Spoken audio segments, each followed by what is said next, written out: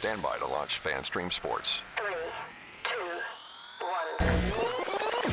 Let's start. Hello, sports fans. Welcome to FanStream Sports. Nothing but pure sports. This is the JP Show. JP, it's so good to hear you back on the air. Stand by. Now, here's JP.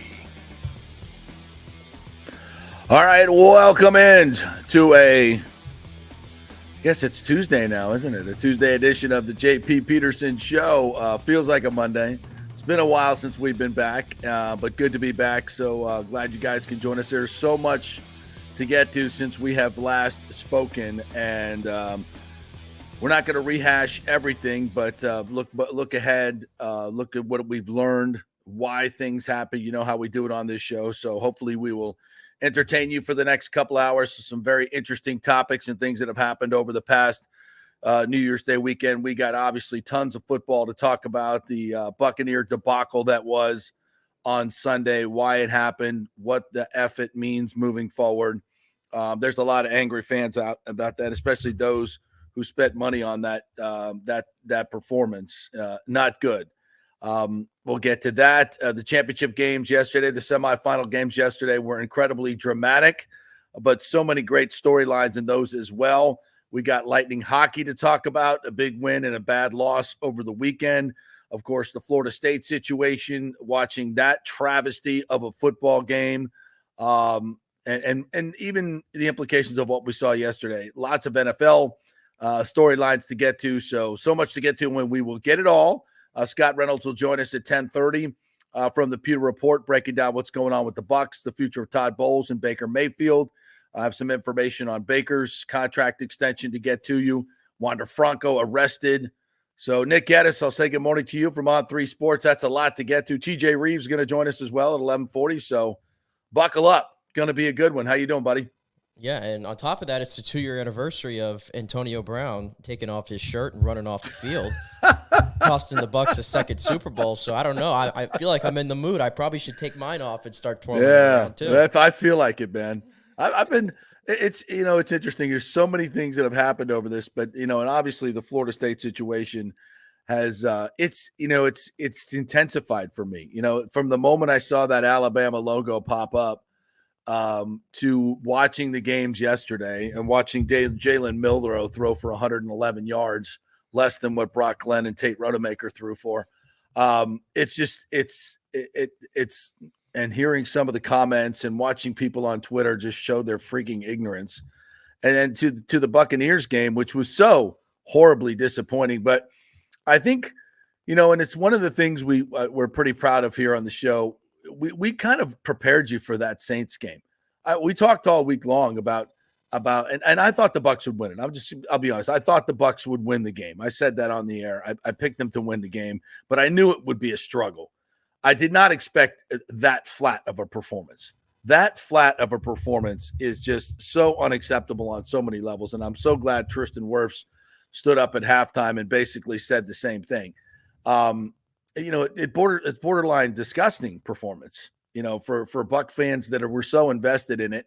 I took my two new stepkids to their first Buccaneers game. They're like, wow, this is really boring. I'm like, you're right. It is. It's horrible. It's terrible. They'll never be back. I'll never be able to get them to go to a Bucs game again. But a big thanks, by the way, to Brian Ford and Jason Light, for the hospitality they extended to my family. It was a magical day, certainly before the game, and no one's more upset at their performance than those two gentlemen, Brian Ford and Jason Light. So I get it; it's football, right? There's the personal side of it, and then there's the football side of it, which we will be talking about today. It's just and X's and O's are what they are, but this is why Todd Bowles is not a winning coach. And I'm not absolving the players for their flat performance at all. But coaches set the tone for the team. Coaches should be getting their players ready to play. And this was a team that was ridiculously overconfident and thought they could just show up and they were going to continue to play like they've been playing for the last 4 weeks. And the Saints reminded them that that this is a bully's game. And if you want to sit there and count your little division championship before it's been etched in stone, we're going to show you what that's all about. And they bitch slapped them. They did. And they took their manhood. They went out there and they physically busted him up. And Dave Canales thought he was going to, Dave Canales, absolute delusional about his power running game. It's just ridiculous why you continue to try and do something that you're not going to win at. It's called making an adjustment during a football game. And when the Saints showed you, hey, listen, you're not going to run on us, even with light boxes, you're not going to run on us. Our guys up front are going to bully your guys, and you're not going to run on us. So why do you keep trying? There was a call in the third, I think maybe even the fourth quarter, when they got the ball back, where they ran the ball down 20-0 on first down. I'm like, and the entire crowd that was borderline asleep finally woke up to boo the hell out of that call. And this is why Todd Bowles is not a winning coach. Not only was he ridiculously outcoached in the game, in the pre-planning sessions, in the game planning sessions, he made zero adjustments. Can somebody cover the tight end? I think the tight ends are still open for the Saints. I mean, that was clearly where they were going to attack you, and you did nothing to adjust during the game, like that I could see. Until late in the game, I think I saw Isaiah McCullough on Jawan Johnson. I'm like, oh, there you go. Maybe that's a good idea. Maybe that might be an idea that would have worked in the second quarter with an adjustment. And then just the lack of emotion, the lack of in a game where you can win an NFC South championship, the first time this team could ever win 3 in a row. I mean, against your rival.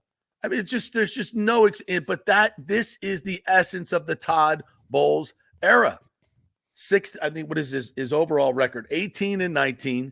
He is mediocrity personified. Mediocrity personified. And I don't mean that in a personal way. You guys know how much I love Todd Bowles. You know how much I respect him, respect his character and integrity, and how much I've rooted for this guy. I mean, I wanted him to succeed. We all did, for the most part, right? It's just not there.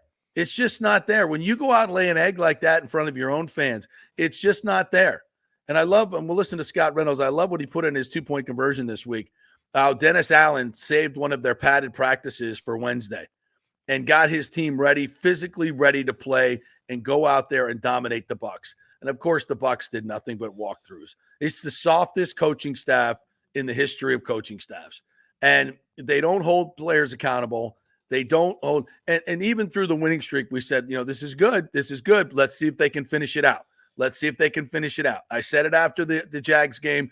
Everybody wanted to give Bowles an extension. Everybody wanted to give Baker an extension. I said, all right, fine. But let's see how this finishes. Let's see how they play against the Saints and the Panthers, because there are a couple scenarios here where your narrative will change dramatically. And we saw that happen on Sunday.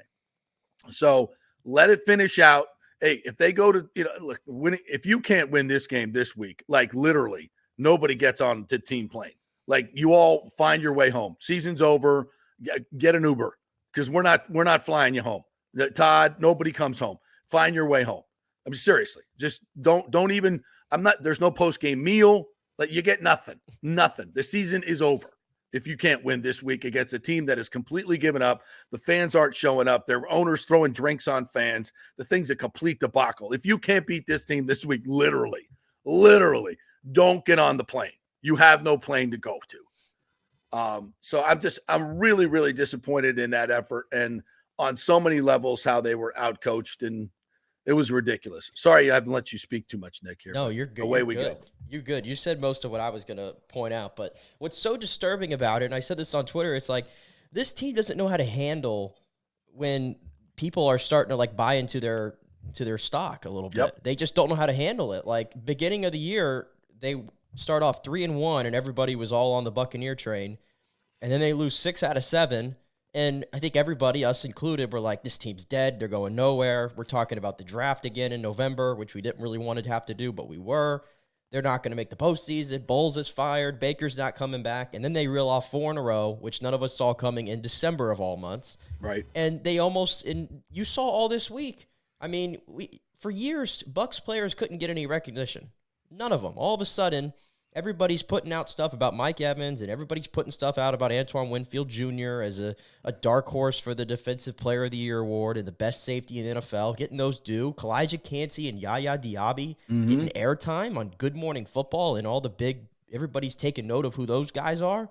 Baker Mayfield, the comeback player of the year. Dave Canales is figuring it out, and he's a guru from calling plays. And then some people were even writing that Todd Bowles had entered the coach of the year discussion, which is hilarious. It's absolutely hilarious. And so how do they respond to that? Baker Mayfield has what I think was, I know that the numbers, I'm going to ignore them because a lot of them came late in the game. Absolutely. Ignore the numbers. I thought you could make an argument that was his worst game this season. You know which numbers you can look at? End of third quarter. Those are the numbers you look at. Correct. That was probably his worst game of the season. Dave Canales called a horrible game, went backwards based on all the success they had the 2 games prior. Todd Bowles was, you already know. And even Antoine Winfield Jr. played his worst game of the year. Yeah. So all the guys that got all this praise going into this week just didn't show up, and that goes for the entire team. And I just don't understand how do you show up in your own stadium against a team, by the way, that typically the fans have traveled well. And from everything that I understood, the Buccaneer fans actually showed up to this one and pretty much outnumbered the Saints fans easily. So your fan base was ready to go. Mm-hmm. There's no excuse to show up to this game and not be ready to go. I understand the Saints had a lot to play for. They're fighting for their playoff lives. But how in the world does the team we saw against Jacksonville just 7 days prior come back and lay that egg? Bad coaching. Bad culture. That's the thing with the Bucs, that it's hard to buy into them sometimes, and it's almost like a trap. They show you what they can be, and you almost tell yourself, man, they look like a good team. We were saying it on Friday. If they get into the postseason, you can mess around and win a playoff game. You never know. Look at the way Dallas and Philadelphia are playing. You never know. But then they do this, and they remind you that they're an average football team.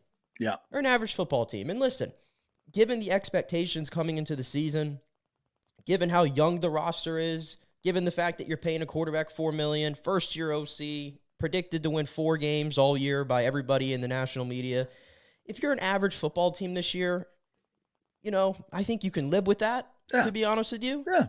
It's just the way that it's all kind of gone, the path to get to this point, which is 8-8.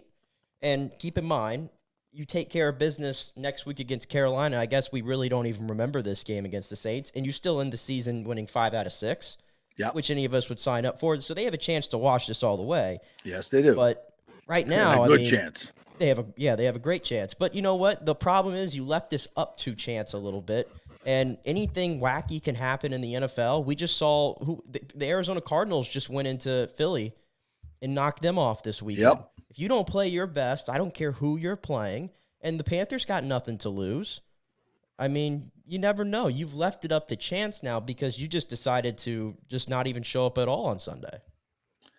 You're absolutely right. And as TJC22 says right here, this is the NFL. Anyone can beat anyone. Clunkers happen, and to overreact to a stretch, good or bad, is what this league has become from a coverage standpoint. Oh, absolutely. And that's why I was saying immediately after the Jaguars game last week, when Peter and I did the post-game show, I'm like, chill out, folks.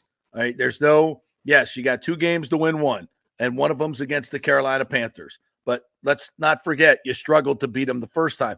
That's why during this stretch, we were like, all right, listen, you beat the Falcons. You were lucky to beat the Falcons. All right. You made a 4th down play.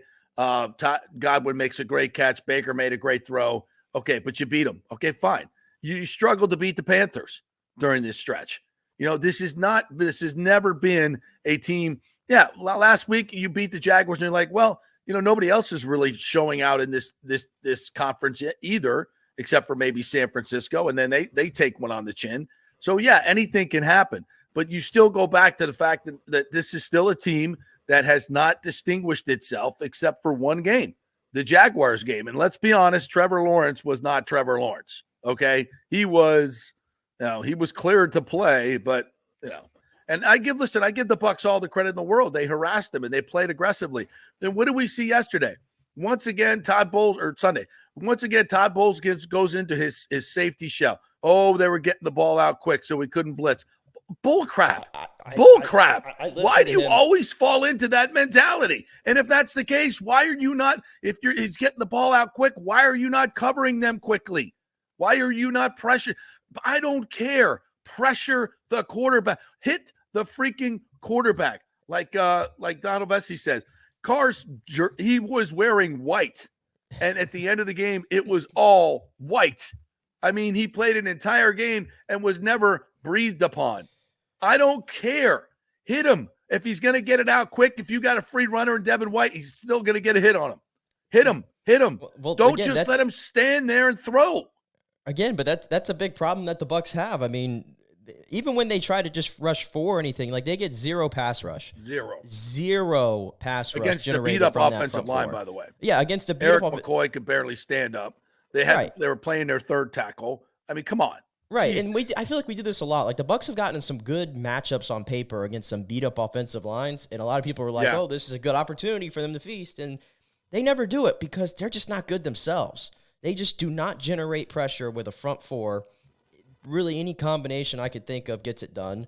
They have to bring blitzes, and it's really hit or miss sometimes if it's going to get home. Like it got home against Jacksonville, and in this game, it didn't get home. And you see what happens. And I hate the approach, by the way, from Bowles. And he said this, I think, in yesterday's press conference, and because the tight ends, I mean, Juwan Johnson and Foster Moreau are running around like just wide open, and they're just giving it to him. And I think they had over 100 yards combined. And again, this is Juwan Johnson and Foster Moreau. And big third downs, times and time again. Big third downs. That was just easy. It was easy pitch and catch. Carr knew he had it, and he went there every single time.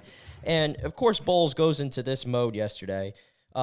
He said they were trying to shut down the Saints' deep game, and so the tight ends were there all day because that's basically what they were going for. Make a freaking adjustment. But here's my problem, though. Why is that the game plan? The Saints' offense, you know what they've lacked all year? Big plays down the field. Yes. Yeah. That's what they don't do well. Right. So why was that the game plan to because shut down Todd the Bowles deep ball? is inherently just a safety player. It's just scared. It's scared coaching. He resorted right back to scared coaching. He never plays to his strengths. He always reacts to what they're going to do. Oh, we don't want them to beat us. They might beat us deep and get it sheepy. Who effing cares? Get out. You don't play well in that defense. You never have. Your team doesn't know how to play zone defense. Yes, you're going to get beat on man-to-man. And you know what? You're definitely going to get beat when you play that soft-ass zone. It's like, when have you had any success with it at all? None. He's such a scared coach. And I said it last week. How many times did I say it last week? If he doesn't stay aggressive, this is what's going to happen. And because when he doesn't stay aggressive, it sends a message to his team that of being flat. And that's exactly what they were. If you're not playing an aggressive brand of football, the team does not play with fire. Anybody can see this. Anybody who watched the Bucs this year can see this. I don't care what the other team does. Do what you do best. And if you lose, you lose. But don't sit back in that soft-ass zone and let him carve you up, because that's the only thing he can do. He's been hit so many times this year by every other team in the league, but somehow you can't figure it out. And Devin White, again, it's just... he was back to old Devin. Back to old Devin White. Because you know why? Because you weren't sending him on blitzes. You weren't doing what he does best. Well, what's clear to me is the Bucs defense, unless they're forcing turnovers, this defense is terrible. Yeah, they live and die on turnovers, and you can't force turnovers sitting back. You can't. Right. And they had some opportunities. They got their hands on some balls later in the game, but they just didn't make those. Like Devin had a chance to make an incredible interception late in the game, and he didn't make it. Yeah. But yeah, in general though, the just not playing to your strengths, even on offense, because let's be honest. In the NFL, you give up 20 points a game, you pretty much like your chances, I'd like to say. Yeah. And the offense just was flat from the first drive. It just had that feel. Like sometimes you just have a feel, like when the Saints just march down the field and go take up 8 minutes of clock and just dominate the line of scrimmage like that, like they did. I mean, they set the tone, and the Bucs offense comes out, and it was just 3 and out quickly and out. And it was like, woof. This is not good, and they just never really got it back. But to the point, I mean, they hadn't scored a point yet in the game. I think it was 17-0 at the time, and they showed a play kind of distribution chart, and the Bucs had run it 16 times and it passed it 16 times. Yeah. They were down 17-0 at that point. And Greg Olsen on the on the broadcast. I know you were at the game, so you probably didn't hear it. Greg No, I Olsen watched at the one game. point got quiet and was like, It's I don't know ridiculous. what, he literally was like, I don't know what to say. Yeah. He was at a loss of words that they just kept committing to the run and like being so stubborn with it when it was not there. And it's like, again, just get Mike the ball, get Chris the ball. And I know that the Saints were trying to take those guys out, but again, other teams don't have this issue getting their guys the ball when other teams, your job is to find ways around it. The Bucs just decided not to even really try in that game. And It's an old play caller's nemesis, and I've seen this with inexperienced play callers. Sorry, I'm having some issues with my microphone here today. When they see things on the board, the X's and O's. Oh, they're doubling him, so I'm not going to try to get him the ball. And what that does is you're taking away the talent of the player. Mike Evans can beat double teams. Okay, Chris Godwin can beat double teams. It's a little bit harder, but there are certain routes that you can call, and you as a play caller have to force them into getting some one-on-one coverage, motion, different switches, flooding zones, different things that you can do as a play caller. You should not allow. Now, there are certain times when defenses can force it, but not the entire game. There should not be an entire game where you cannot beat a double team in certain ways. And if they are double teaming them, then there are other places. I know Kate Otten got a lot of targets, but you still have to force the ball to those guys in some situation. I don't mean force in terms of, are we going to throw it into three people? But other teams have found ways to get their guys open against the Saints. You got to do the same thing. And just running, capitulating, and just running the football against an offensive line who was overmatched. Yeah. I don't care. They were. It got to a point where there was a drive later in the game too. I think at this point it was 20-0, and it was the drive where Baker threw the pick that got tipped there. Yeah. I think they called like 6 or 7 plays, and they threw like 4 or 5 passes on that drive. The balls went to Chase Edmonds, Devin Tompkins, David Moore, and Kate Otten. Yep. I mean, I threw my hands up in the air watching it. I'm like, that's the game plan? We got to score quick. We got to move down the field, and we're throwing to Chase Edmonds, who, to be fair, made the most of some of his opportunities. I'll give him that. But Devin Tompkins, Kate Otten, he's not good enough to be a tight end one. I'm sorry. Not in the run game. Absolutely not in the run game, actually. Cam Jordan bullied him. Of course. And he just can't get separation downfield. It's not there. And then David Moore, I mean, who had the one good moment, but whatever. And then Trey Palmer. I mean, this was his game basically to open up because the Bucs were like, okay, you're going to take Mike and Chris. We're going to go with Trey Palmer. And, yeah, he had a touchdown and everything. But then the play that really just encapsulated the entire day was – I mean, the Bucs, they can't hit a deep ball really to save their life all year. And Baker throws a beautiful one. Somebody else busted coverage against the Bucs. Baker sees it. Incredible catch. He loses his footing, and he fumbles on his own. The ball. And that immediately ended the game right there, and he hopes of that comeback. And he's, and Trey Palmer is a young player. This is what young players do. They drop the ball on the ground like you did on that particular play. You can't fumble that ball. You're going to the ground, secure the freaking ball. Okay, right. You've made your play. You've made your play. Duh, you got 60 yards. You're stumbling. As you're stumbling, secure the effing ball. That's the only thing. Roll on your back, secure the freaking football so you don't hit the ground. And it's a lack of mentality, that you got it. This is what you have to do. And then the ball that Baker throws up that he gets beat to by the corner can't happen. Sorry. Listen, you're as big as you are, Trey Palmer, and you have got to get in position. He's just not aggressive enough. You got to get in position. Either you come down with that ball or nobody comes down with that ball. I mean, look, first of all, the ball was underthrown. But at the same, I do kind of see your point. I haven't really watched the playback much, but he's in bad position. Back a little bit more. Yeah, he does. He's in bad position. He's got to find the ball, get in better position, and either come down with it or knock it away from the defender. You don't let that play happen. And certainly, Mike Evans doesn't let that happen, and Chris Godwin doesn't let that happen, which is why it just seemed like, though, like those were like the key plays right there, where like when they got something going a little bit, they just kind of imploded on themselves. The Rachaad White fumble. I mean, drive where they just kept running it over and over. I mean, they finally started getting success, and then Rachaad fumbles. Of course he does, and he did everything right. The ball was in the right hand, and it was just an incredible play by Abram, I think, and the ball just wouldn't go out of bounds. Right. that kind of just summed it up. Every time that the Bucs got momentum, they just self-inflicted wound themselves again. Yep. Yeah. Let me see. Vita, Cade, and JTS were all at the Washington, Texas game last night. Well, I'm sure they're very excited.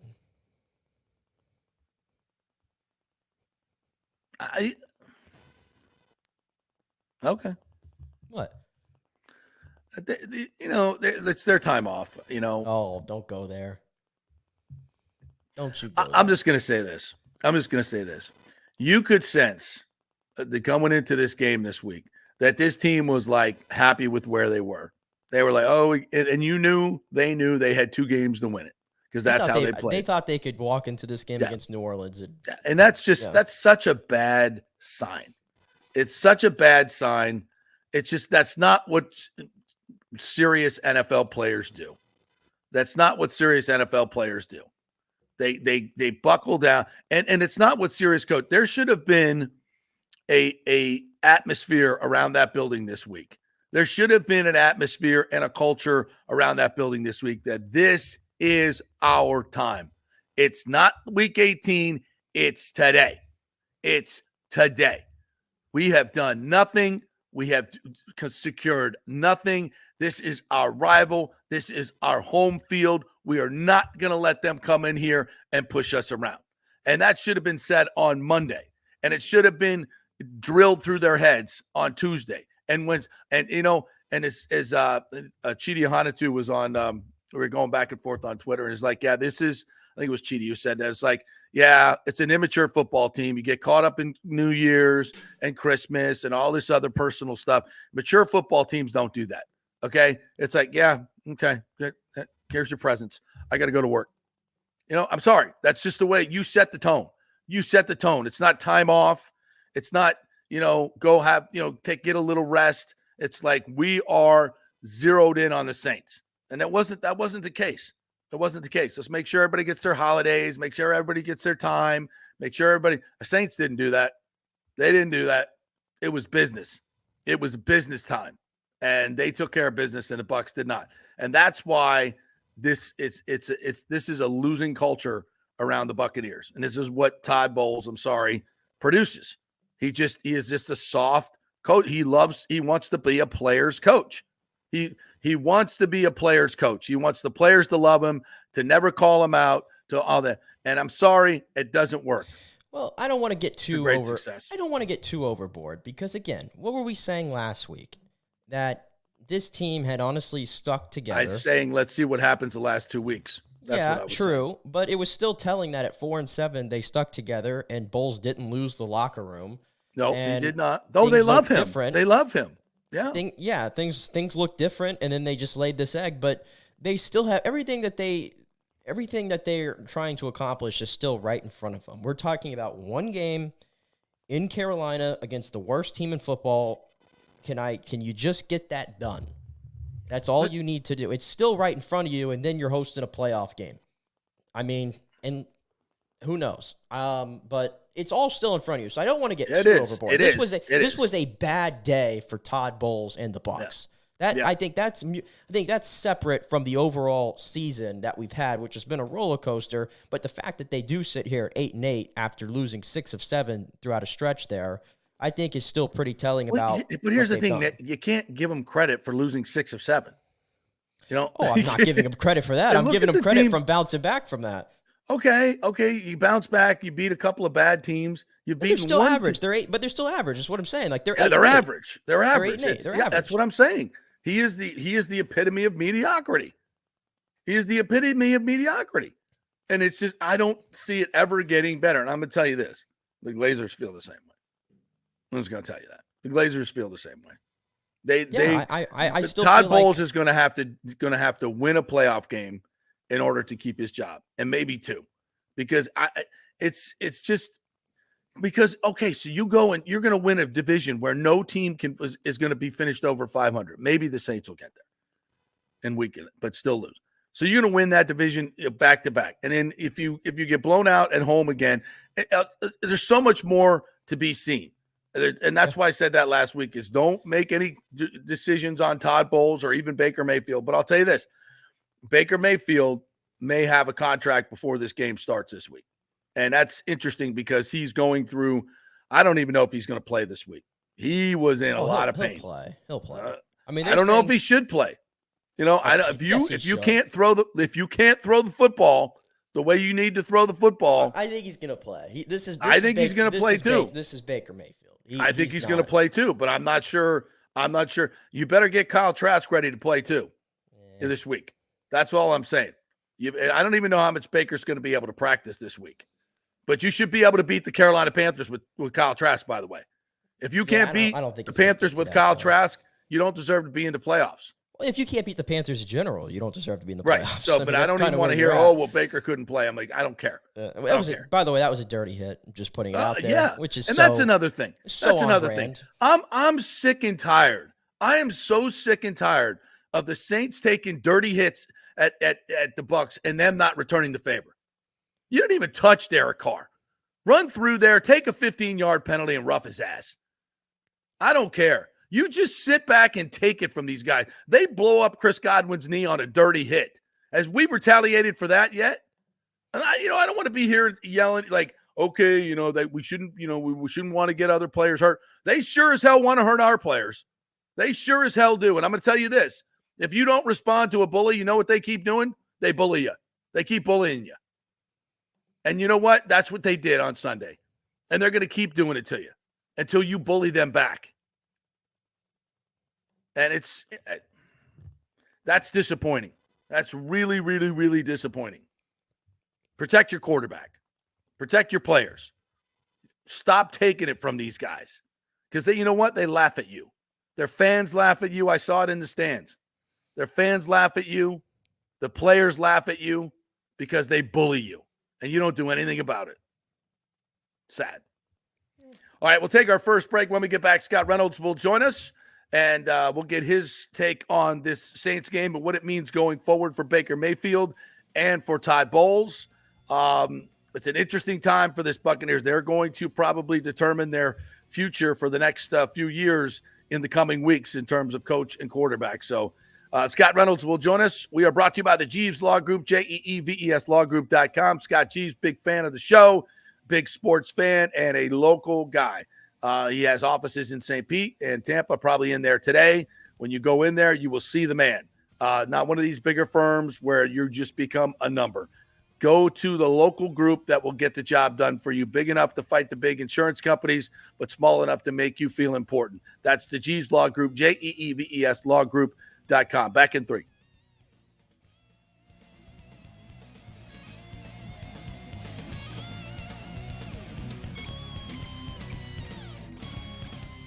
JP here for my good friends at Italiano Insurance, and they did it again. Once again, Italiano Insurance stepping up with the best customer service. I was in a bind. My old insurance company, my auto insurance, jacked up my rates, so I called Charity at Italiano Insurance, and she stayed till 9:30 at night until she got my insurance done. And guess what? She searched all these companies for me. I didn't do the work. She did. Saved me $1,000 on my annual premium. $1,000, folks. That's real money. And that's what you get at Italiano Insurance.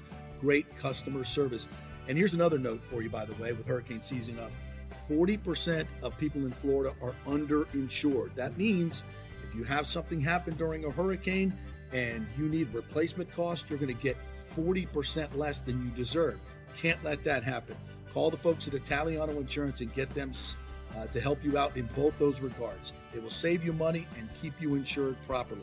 That's 813-877-7799. Great folks in the community, been doing it for over 60 years. Italiano Insurance, 813-877-7799. Hey, it's a great time to buy a house and get a mortgage with American Mortgage Services. Okay, I got your attention now. But JP, rates are at 8%. That's true. But I spoke with our friend Scott Fitzgerald at AMS Tampa, and this is what smart people are doing. Rates peaked at 8% last month, but they've come down, and AMS recently locked some folks in the high 6s. Prices have also stabilized or dropped in some areas. So if you're going to eventually buy, now is the best time to get the house you want. Fitz will get you the best rate out there, shopping it around to dozens of lenders, and when rates come down in a year or so, and the frenzy begins again, prices go bananas again, you will already have the pick of the litter. Then he will refinance you and keep costs at nearly zero because that's what they do at AMS Tampa. You're back at 4% in the house you wanted while others fight the frenzy. Be smart. Stay one step ahead. Email Fitz at scott@amstampa.com, scott@amstampa.com, or call 813-294-7595. Scott Fitzgerald, NMLS 386722, American Mortgage Services, 1000 North Ashley Drive, Suite 1020, Tampa, Florida. Tired of those stuffy, overpriced sports bars? Well, come join the fun at the Patio in South Tampa and watch your favorite football teams under the stars in a tropical paradise. It's a unique setting with huge wood decks beneath the trees, and don't worry, they have an inside AC bar with all your favorite bar games as well. The Patio has all the NFL and UFC sports packages. It's home to the Tampa Gator Club and the Bills Mafia, but all fans are welcome. Hey, my FSU buddies love to watch the Noles at the Patio. It's also home to a great happy hour weekdays. $5 White Claw vodka and $5 White Claw seltzers. $1 off all beer and wine from 3 to 7:30 off their already low prices. And every Friday happy hour, join us for Football Friday. It's our live broadcast from 5 to 7 o'clock with tons of specials. The fan mic for you to join the show. We'll have some swag and some ticket giveaways and more. So come out for the live broadcast 5 to 7 every Friday at the Patio and come watch football in a tropical paradise. 421 South McDill, just a few blocks south of Kennedy. Everyone meets at the Patio. Coming back at you. Now, more with JP on FanStream Sports. It's only just begun. All right, welcome back to the JP Peterson Show here, the first of 2024. I cannot believe it is 2024. It's crazy. We're brought to you by Bay Area Modern Medical Center, BAMMC.com. Chris Lugo will join us at some point this week, and we'll chat with him about some New Year's resolutions. Get your testosterone right, get your nutrition right, get some great personal attention by your doctor. That's something. I got a whole story about that with the scratch in my cornea I got yesterday from Tally the Wonder Dog. Thank you very much. Anyway, let's bring in our good friend Scott Reynolds from the Pewter Report. What's up, Scotty? Happy New Year to you, my friend. Happy New Year. I guess Tally's still pissed off about the Georgia-Florida State game, right? Took it out on you. Is that what happened? I think she did. She said, "Go Dogs." Right. Like, wait a minute. Not those kind of dogs, honey. No way. Did you come over for the bowl game? The K-State bowl game? Was I at the Pop-Tarts Bowl? Yeah, the Pop-Tarts Bowl. There's no doubt about it. I waited like 28 years to have Kansas State football in Central Florida. So yeah, I was there for sure. I was a little disappointed in the what was to be the edible mascot, to be quite honest. Yeah, I was too. I wanted to see like the edible mascot, like, as an actual mascot running around, getting chased by our offensive line, tackled and eaten alive, But that's the visual we all got, and we got exactly. Yeah. They roll out some. You have to give Pop-Tarts credit. I mean, they owned the internet for a couple of days. I mean, like out of every bowl tie-in and sponsor, like that was out there this year, I mean, they did the best job of capitalizing on it. So yeah. The only disappointing thing is like, honestly, I expected free Pop-Tarts when we walked in. Like, they're not that expensive. You know what I'm saying? It's like, how's that not happen? I don't know. You don't have to give us a whole box each person, but like, if the foil comes with two, yeah, exactly. Like, I fully expected that. I was disappointed. Were they even selling Pop-Tarts in there? Not that I saw. No. I mean, I had liquor, so I don't know. You had the strawberry vodka version of the Pop-Tart. Yeah, absolutely. Good one though for the Wildcats. I was happy. Yep. Congratulations. At least one of our teams got a nice bowl experience. Yep. We'll be hitting that in the second part of the show. Unless you have any thoughts on it you'd like to bring to the table. Did you watch the Orange Bowl? I didn't watch much of it. I did. I watched it. It's kind of what I expected. I mean, I won a ton of money on Georgia, unfortunately, because, when you're playing without all of your starters, essentially, that's what's going to happen. And credit to Kirby Smart for calling out acknowledging it exactly. So we're going to play that soundbite later, by the way. Yeah, no, I thought that was appropriate. I think it was very classy. Yeah. And, the NFL has got so many problems with the officiating has just gone from, I would say bad to worse, but it was already worse. So I guess what's next? Worse to awful? Worst to horrific. Yeah. Yeah. It's so bad. Like, I don't even know what a sack is anymore or what a catch is right now. It's like, you don't even know who's eligible, right? On given plays. Even when they tell you. Yeah. And so it's like, I like the NFL because it's my job and I have to cover the Buccaneers, which I love covering the Buccaneers. Don't get me wrong. I hate my job. I get paid to watch football, folks. We It's love it. quite a gig. But college football was like Mecca to me. It was so much fun. And just seeing the last couple of years, with all of the opt-outs and the transfer portals and just like the lack of attendance at bowl games. I remember days when like the Outback Bowl was sold out. Yeah. And had about 30,000, I think, yesterday. Yeah. And it's like, if Jaden Daniels plays in that game, you probably add another 10 to 15,000 local Tampa fans that want to see, of course, electricity. And I don't know. I think college football is getting ruined. Yeah. They're like on parallel tracks. Like, who could ruin the sport of football faster, college or the pros? And a lot of it is, and Scott, I mean, shocking development here, but a lot of it is just based on money. Yeah, it's all about money. Yeah. It's all about money. And I've been going back and forth, and we're going to get into this a little bit more in the second hour, but with fans, and people just don't understand what the FSU thing was about. It wasn't about Jordan Travis. Right. It wasn't about football. Yeah. It wasn't about any of that. It was about power and greed and money and political payback. Control. That's what it was about. Control. That's what it was about. That was about ESPN, promoting their SEC product. It's the biggest conflict of interest dressed up as some autonomous committee that people don't understand. This is just a business. Well, but I mean, if you look at the national championship game, there's the SE. Oh wait, there's no SEC team. I know. What are they going to do now? No. What are they going to do now? Yeah. What are they going to do now?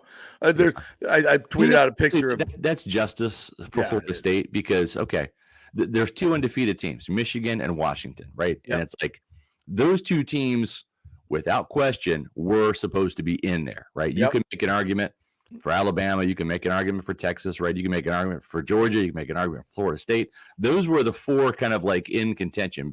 But Washington and Michigan, they were the like lock solid. Nobody has an issue with that, right? And that is the national championship game. And I think that's great. I think that matchup is great because it's like screw you to the SEC and ESPN. And I think it's going to be a great game. Two contrasting styles. It's going to be fun. I like Michael Penix. Boy, but he played well yesterday. Holy crap, is he good. It was very Joe Burrow-esque. I haven't seen anybody throw a football like that since Joe Burrow. Lefty too. That's crazy. Yeah. He's a lefty. And I tell you, keep an eye on Rome Odunze, Buccaneers fans. Yeah. Keep an eye.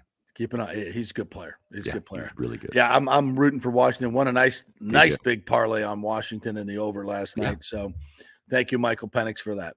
All right. We just beat up the Bucs for about a half hour, and they deserved every bit of it. Can I pile on? Yes, you can. It's what you're here for, my friend. Grab a shovel. Yeah. The floor is yours.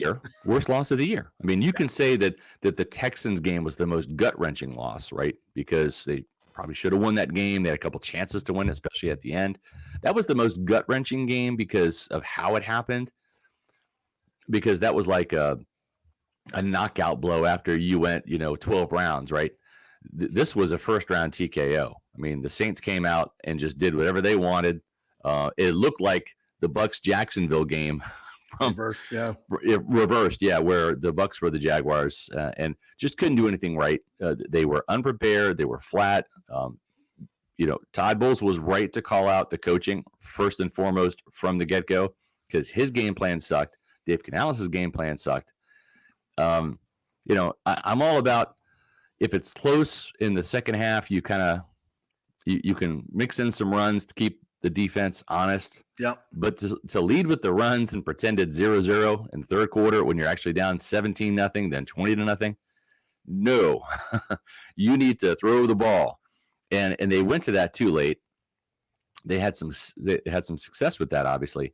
But man, when if you look at the Buccaneers, the three most consistent players week in and week out, I mean, like every single week, the three best players on this team are Chase McLaughlin, Antoine Winfield Jr., and Jake Camarda. And the only guy that played well on Sunday was Chase McLaughlin. And he only had one opportunity, which was one extra point, right? Camarda had like 3 shanks. He was terrible. Weird. Winfield, absolutely his worst game of the year by far. So when your best players, your best, most like guys you can count on, guys you could like lay money on, like, yeah, he's played well at every single game this year. When they crap the bed, it's not good, not a good sign.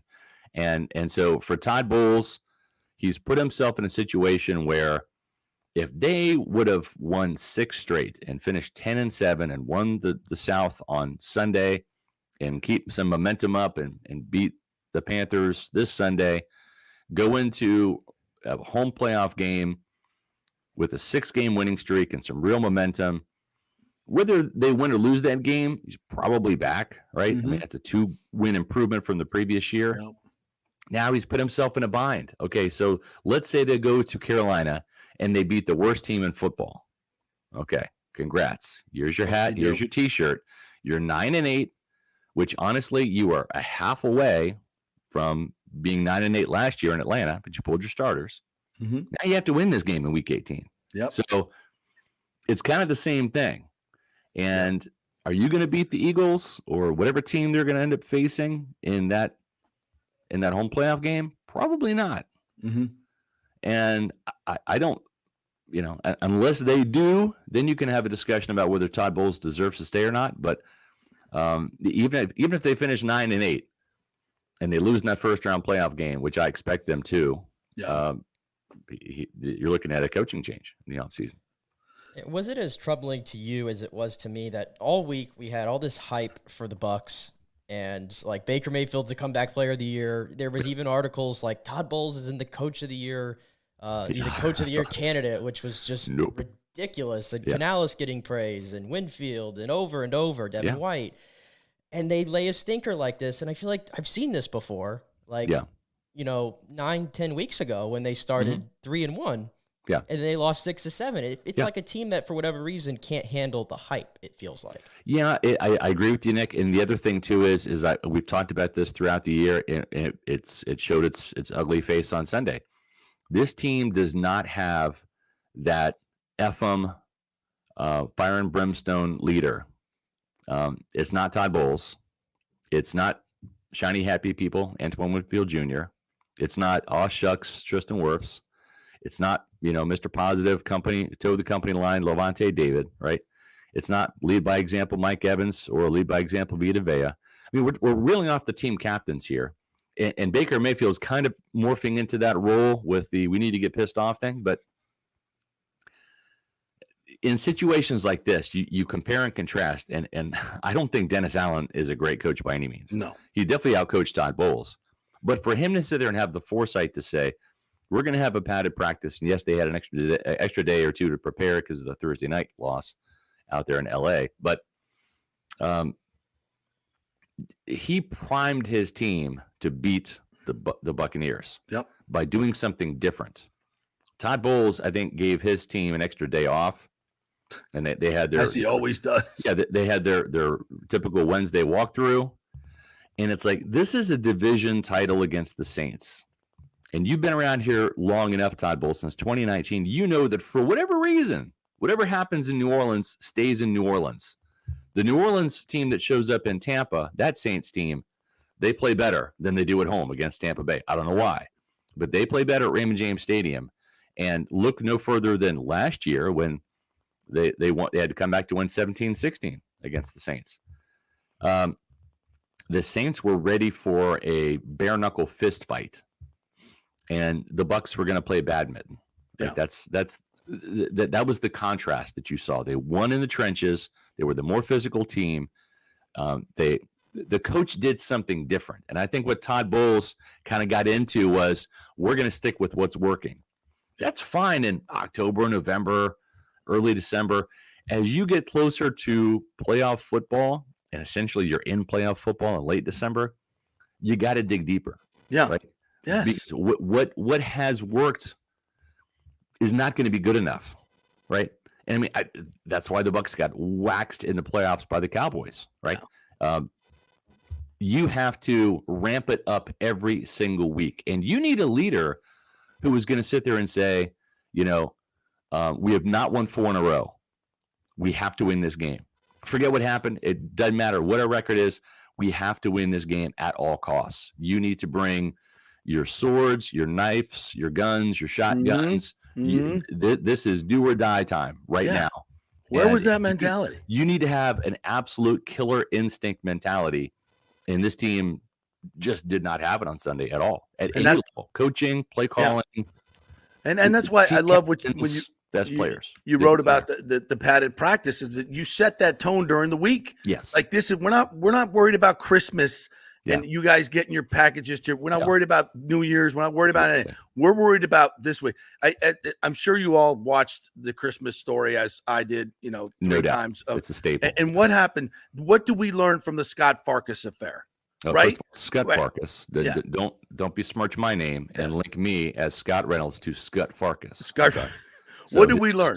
What did we learn? You beat the crap out of the bully. That's right. You can't. The bully. If you keep taking it from the bully, they're going to keep bullying you. Exactly. Until Ralphie got mad and kicked his ass. I cry, and then he goes nuts, and that was it. And we never get mad at the Saints. We never get.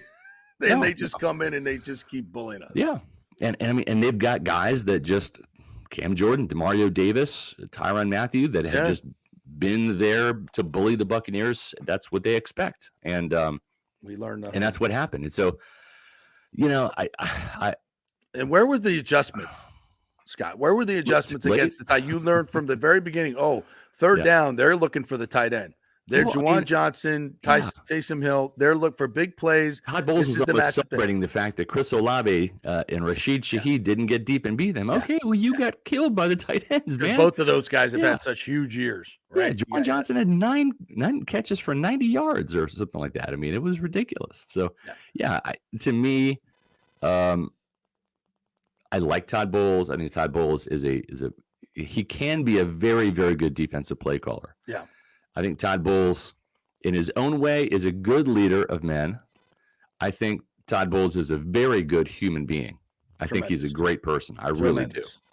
But when I look at the head coaches I've covered, and I'm measuring, is he Tony Dungy? Not even close. Nope. Is he John Gruden? Not even close. Is he Bruce Arians? Not even close. He, to me, is Dirk Cutter. He's Dirk Cutter. I think he's better than Lovie Smith. I think he's better than Schiano. I think he's Dirk Cutter is what he is, in my opinion. I think he's definitely a second tier.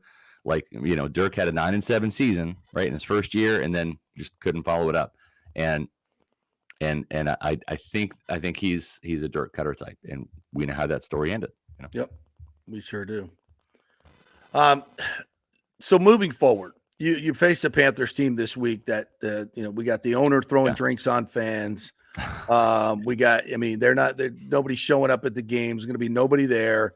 Nobody cares. Right. But it's also a team that you couldn't put away a few weeks ago. So it's going to be close. And I'd tell you what, I would not be shocked if the Panthers win either. I'm just saying. No, I wouldn't either. And I think with Baker beat up, and you saw him after the game, it wasn't good. No. You better get Kyle Trask ready. It's one thing. Yeah, it's one thing for Todd Bowles to say he's going to play. Okay, great. Like when you're talking about an upper rib injury around the sternum area, okay, first of all, do this. Breathe. Okay, that hurts. Right? When you have that injury, now try to lift your arm up and throw. Yeah, exactly. Now you're talking about doing this. Okay, you're stretching those muscles around the sore ribs and the sternum. Okay, you do this, that's going to affect torque, which is going to affect velocity on the football, which is also going to affect accuracy. Right? That's if Baker doesn't get touched all day. Now you add getting hit to the chest or pushed to the ground, and then you're having that push or hit that hurts, and then once you go to the ground. That hurts. You have a body laying on top of you. That really hurts. I'm just saying, we might see Kyle Trask this week. I don't know if Baker Mayfield is going to be A, effective, or B, if he ends up playing, can he finish the game? Right. And I mean, it's no broken ribs was a good sign, but that's going to hurt every time he goes to torque and throw.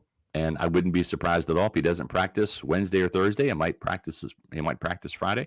And maybe he's a quick healer and maybe he's out there. But this is something that if he takes a shot it can re-aggravate that, and it can be a quick downward spiral for his day if if he re-injures that rib sternum area.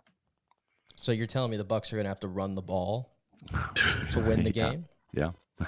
Maybe. Yes. Yeah, maybe. Yeah, and the other thing too is I don't know if I trust Bulls in a tight must-win situation. Now you can say that they've been in the situation for a while, right? And they have, but there's something about and you saw it. The Saints had to win that game or they're eliminated, right?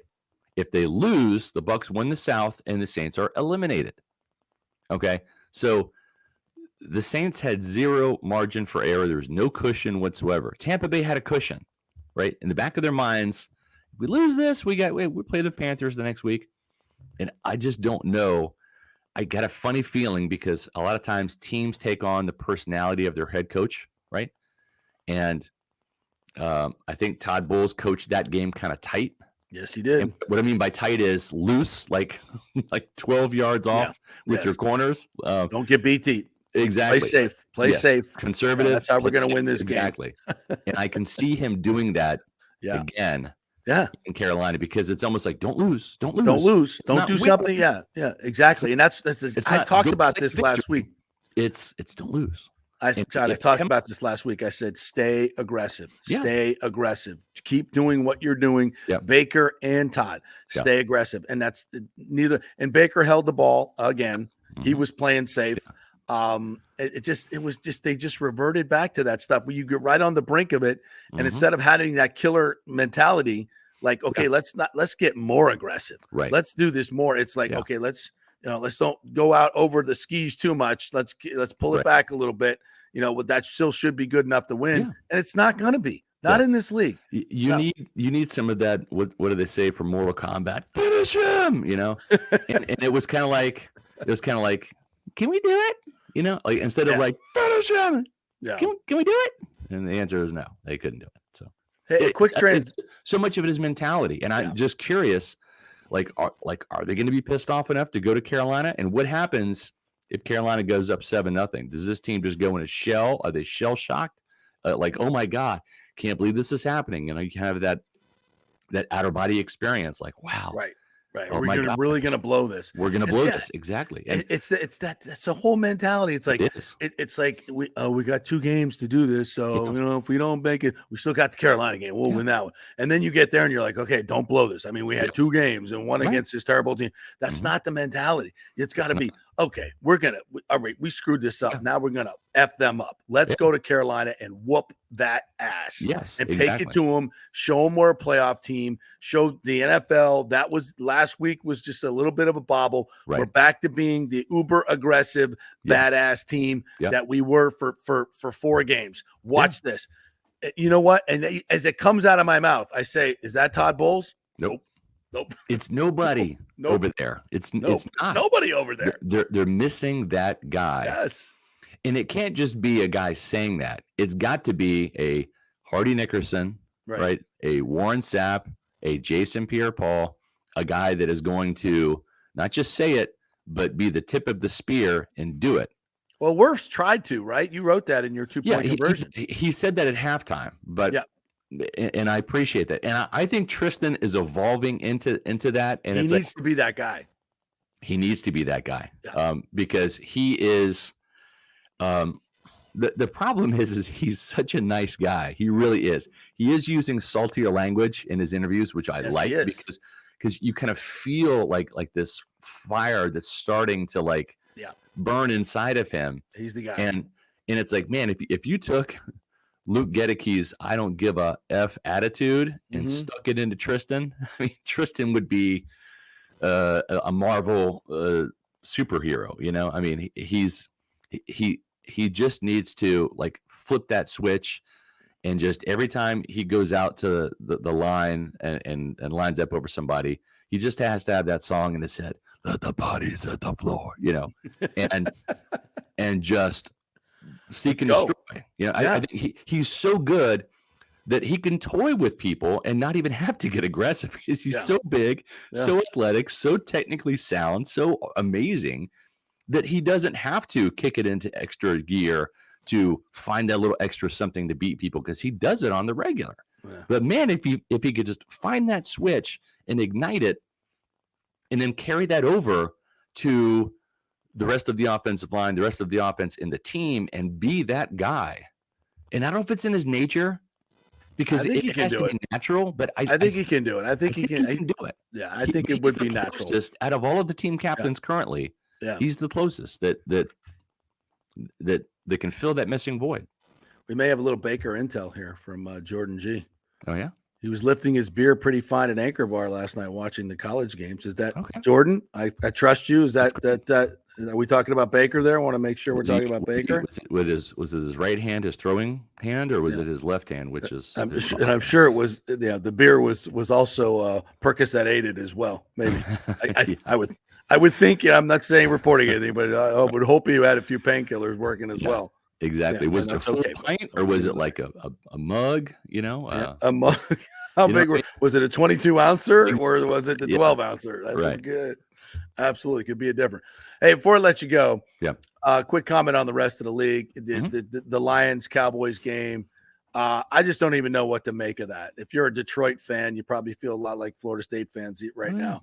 And clearly the league, wants to have the Cowboys. The Lions are already in for the most part. Yeah. Seeding is obviously up for grabs, but they had to have the Cowboys, be there.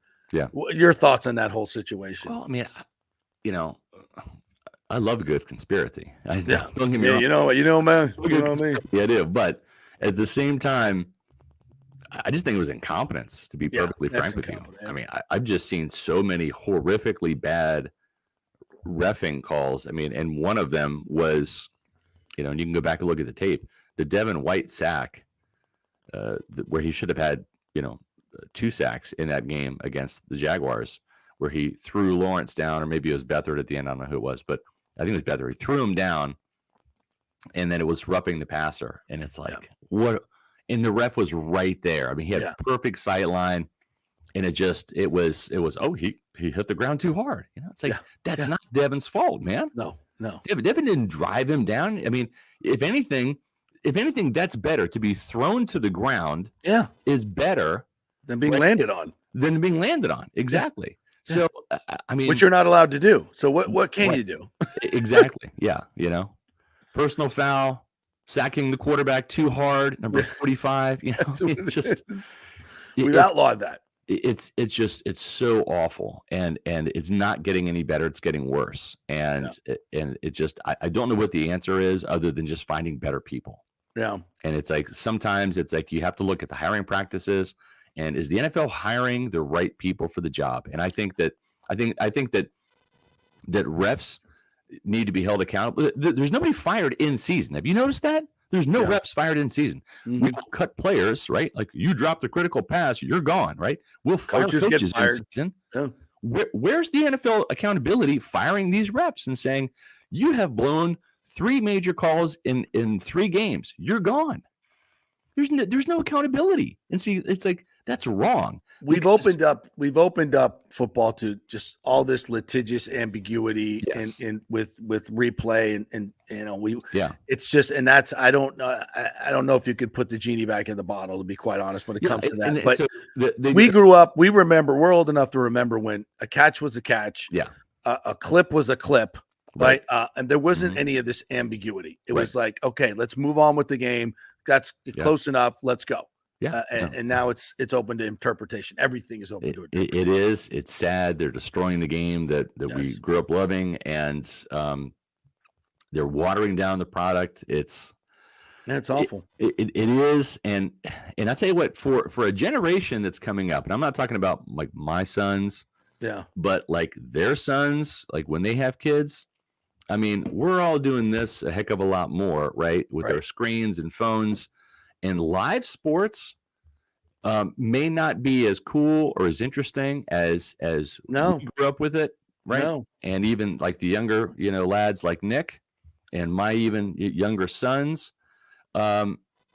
it's great right now. The ratings are up, expanding across the globe, all that stuff. But there's going to come a saturation point where if the product is no longer good and you've kind of saturated the market, there's going to be a retraction.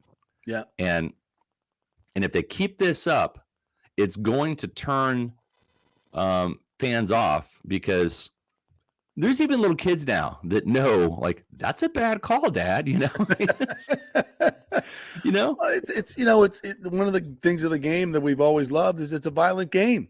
Yes. You know, it looks since the beginning of time we've loved gladiator sports. It's part of humans. Yeah. And we've turned everything. What the UFC has done to boxing. It just, boxing used to be, king of the hill. I mean, I grew up watching, Boxing After Dark and HBO and all that. Are you kidding me? Tommy Hearns, Hagler, Sugar Ray Leonard, Roberto Duran, Showtime, Muhammad Ali, Joe Frazier. Mm-hmm. I mean, it's the best, and it ain't that anymore. No, it's all right, UFC because it's more violent. Imagine that. Yeah. All right, my friend, tell me what's going on with Pewter Report this week as we lead up to the division championship game in Carolina. There'll be 12 people there. Yeah, exactly. You can check out all of the Bucks Panthers coverage on pewterreport.com. My 2-point conversion column is up from the game yesterday. Or Must read. Thank you. Appreciate it. We do SR's Fab 5 on Friday. And you can also check out our podcast. We have podcasts 4 times a week, including today. We didn't have one yesterday. It was a holiday, but we have our podcast today, High Stakes in Carolina at 4:00. That's on Pewter Report TV, our YouTube channel, almost at 13,000 subscribers. So become one of the Pewter people that subscribe. It's free. Hit the button. Boom. You've already subscribed. That's all you have to do. And then you can also follow us on social media, and that's Twitter, Facebook, and X at Pewter Report. Thank you, partner. Appreciate it. Appreciate it, guys. Happy New Year to you. Later. Happy New Year. Indeed it is. All right, we'll take I could have sworn you were going to have an eye patch today. I'm a little disappointed that your quality I was expecting I to woke come up this morning and Pirate Regala. It was all better. It was it's much better. And thank God it wasn't too serious. Yeah. So thank you. Yeah, I can put it on for later in the show if you like. It's just not needed. All right, thanks, man. Appreciate it. We'll take a quick break here and remind you of the great folks at Synovus Bank, one of our new sponsors, our good friend John Acosta, friend of the show. Happy New Year to all the folks over at Synovus Bank. They are the big bank that is very, very local and hometown for you, just like John. He's been in the banking business since 1983 here locally, as are most of the managers and employees over there at Synovus Bank.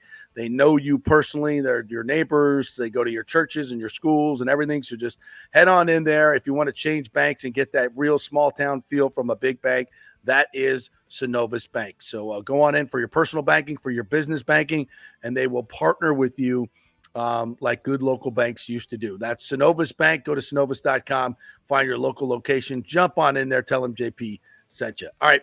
Back in 3 minutes, we're going to talk some Florida State. We'll hear from Kirby Smart and Mike Norvell and maybe a little Todd Bowles as well. Stay with us.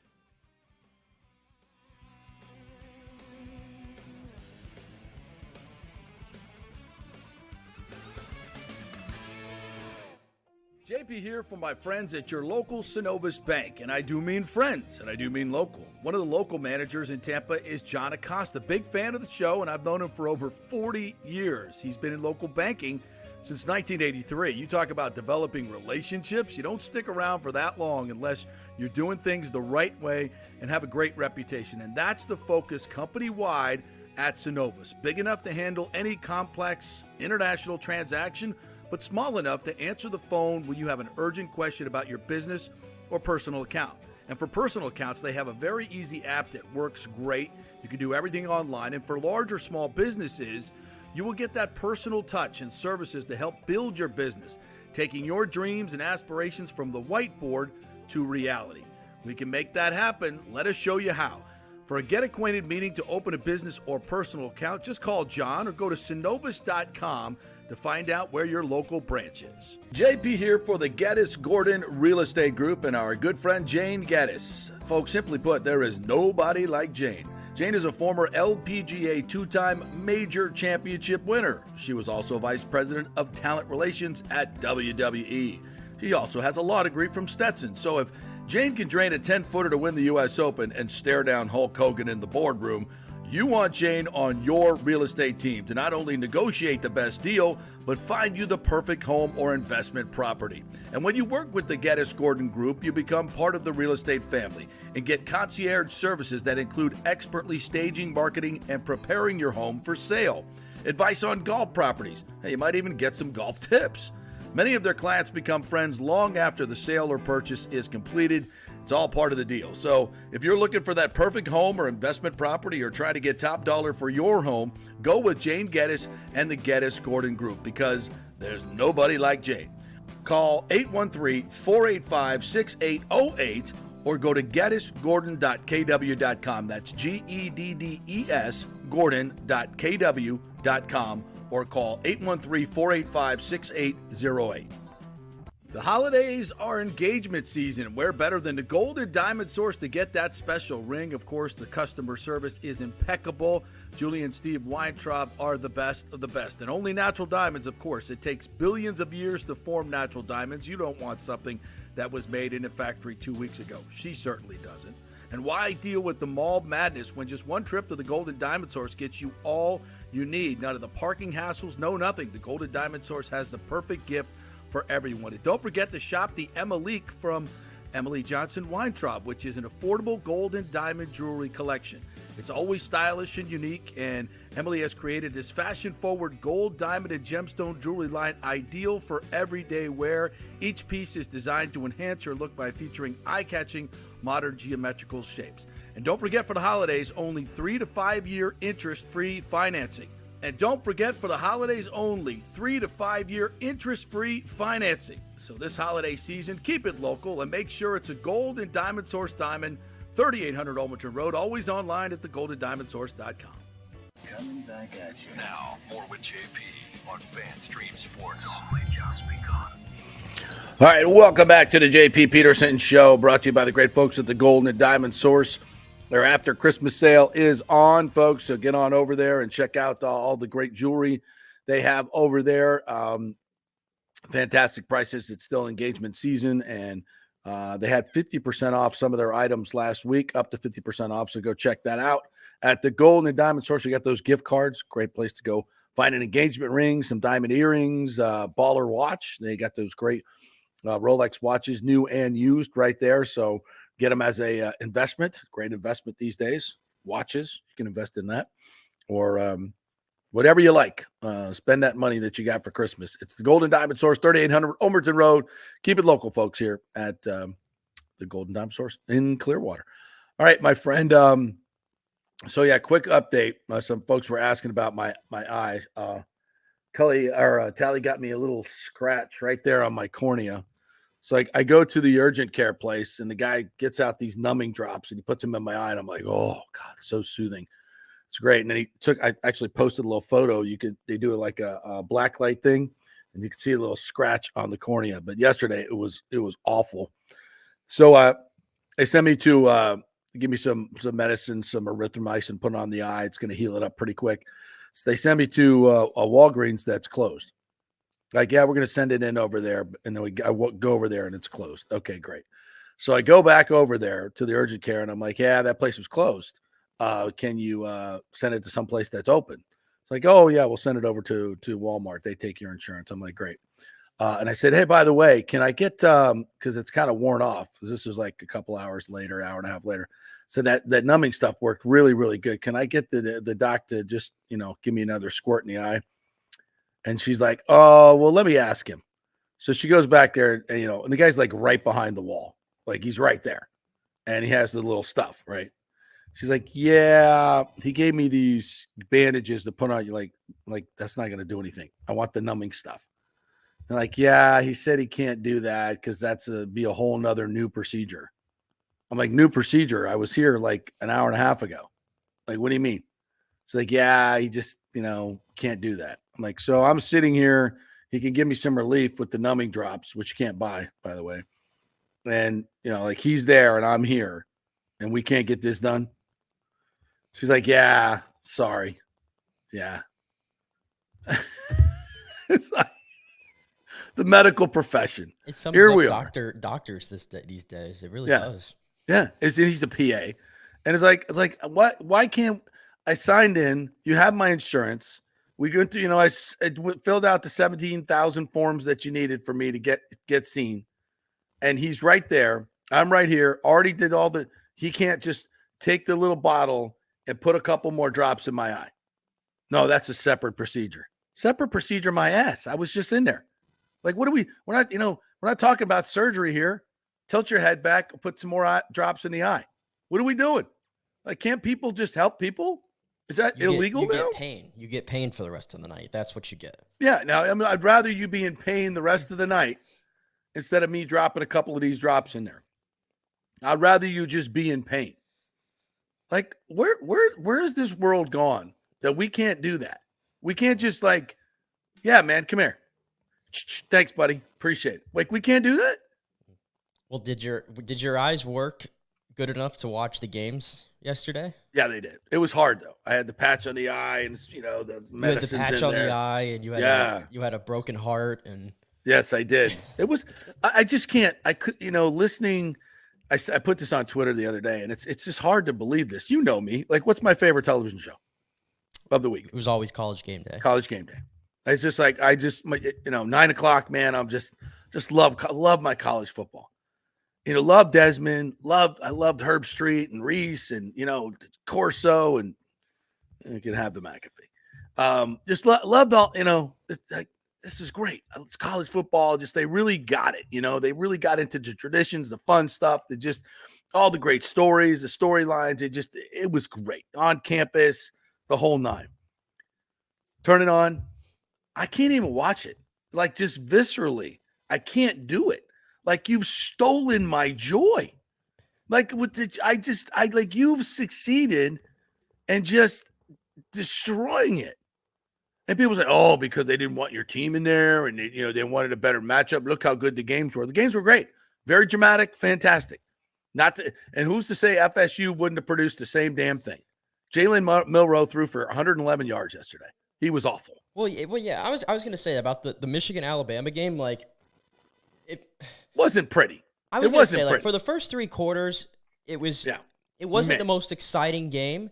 But here's the thing. Football is not just about points and scoring and 600 yards of offense. Thank you. And I can appreciate 2 teams battling like that. Slugging it out. Like a struggle. Like, it was a struggle for both. And I mean that in like a good way. Like, it was like a good struggle. I can appreciate a game like that. I understand on that stage a lot of people don't.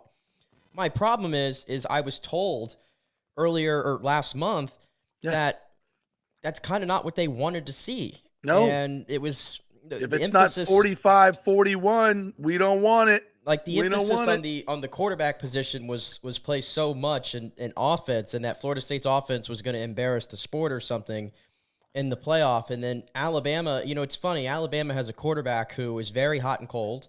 Yeah. Who picked the worst time first of all, Michigan confused him and confused Tommy Rees all day.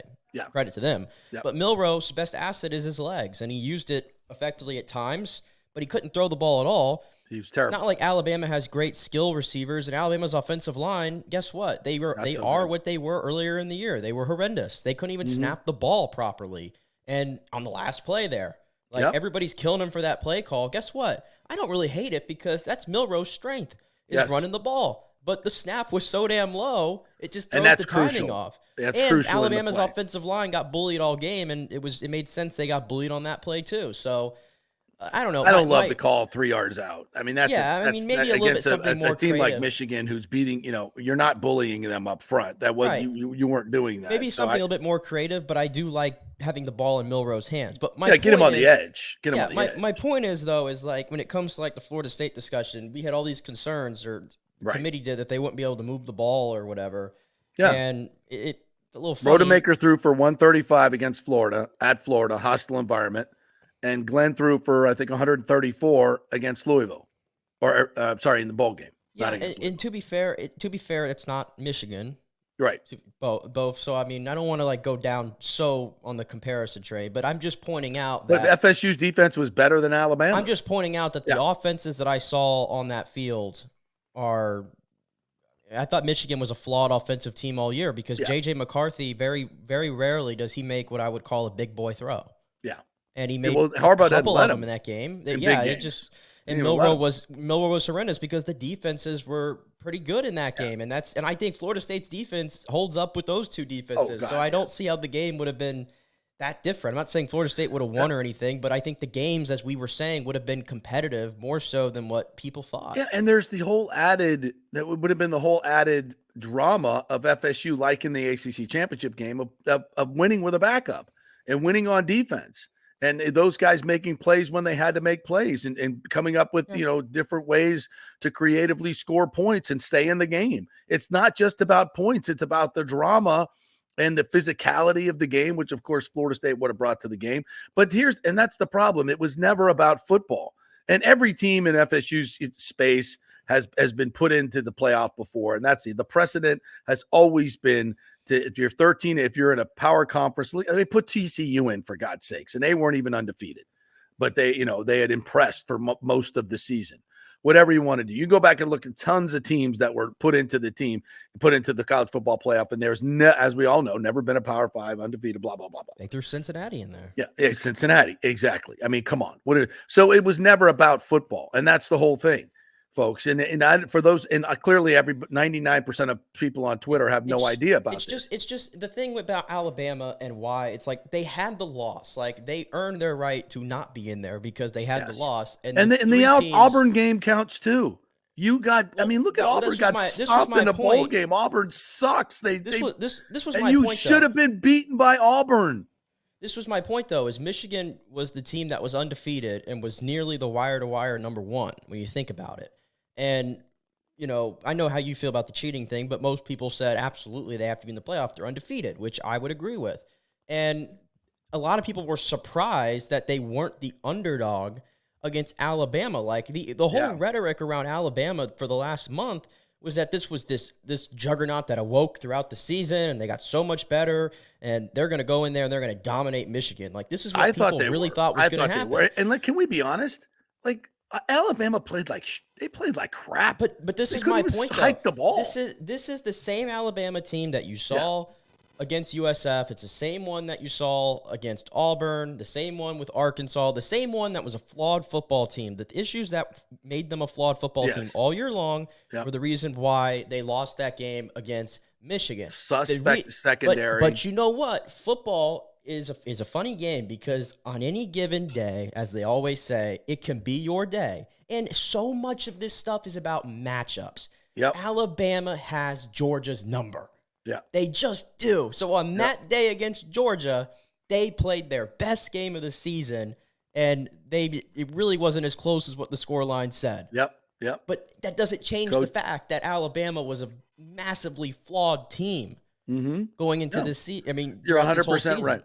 And I don't think Michigan's that great either. I don't. And Alabama, they've been able to snap the ball yesterday. I think they would have won by 2 touchdowns. So many crucial plays. They couldn't snap the ball. I just have never seen an Alabama team get dominated like that. Once they made the halftime adjustments, they were moving the ball really, really well.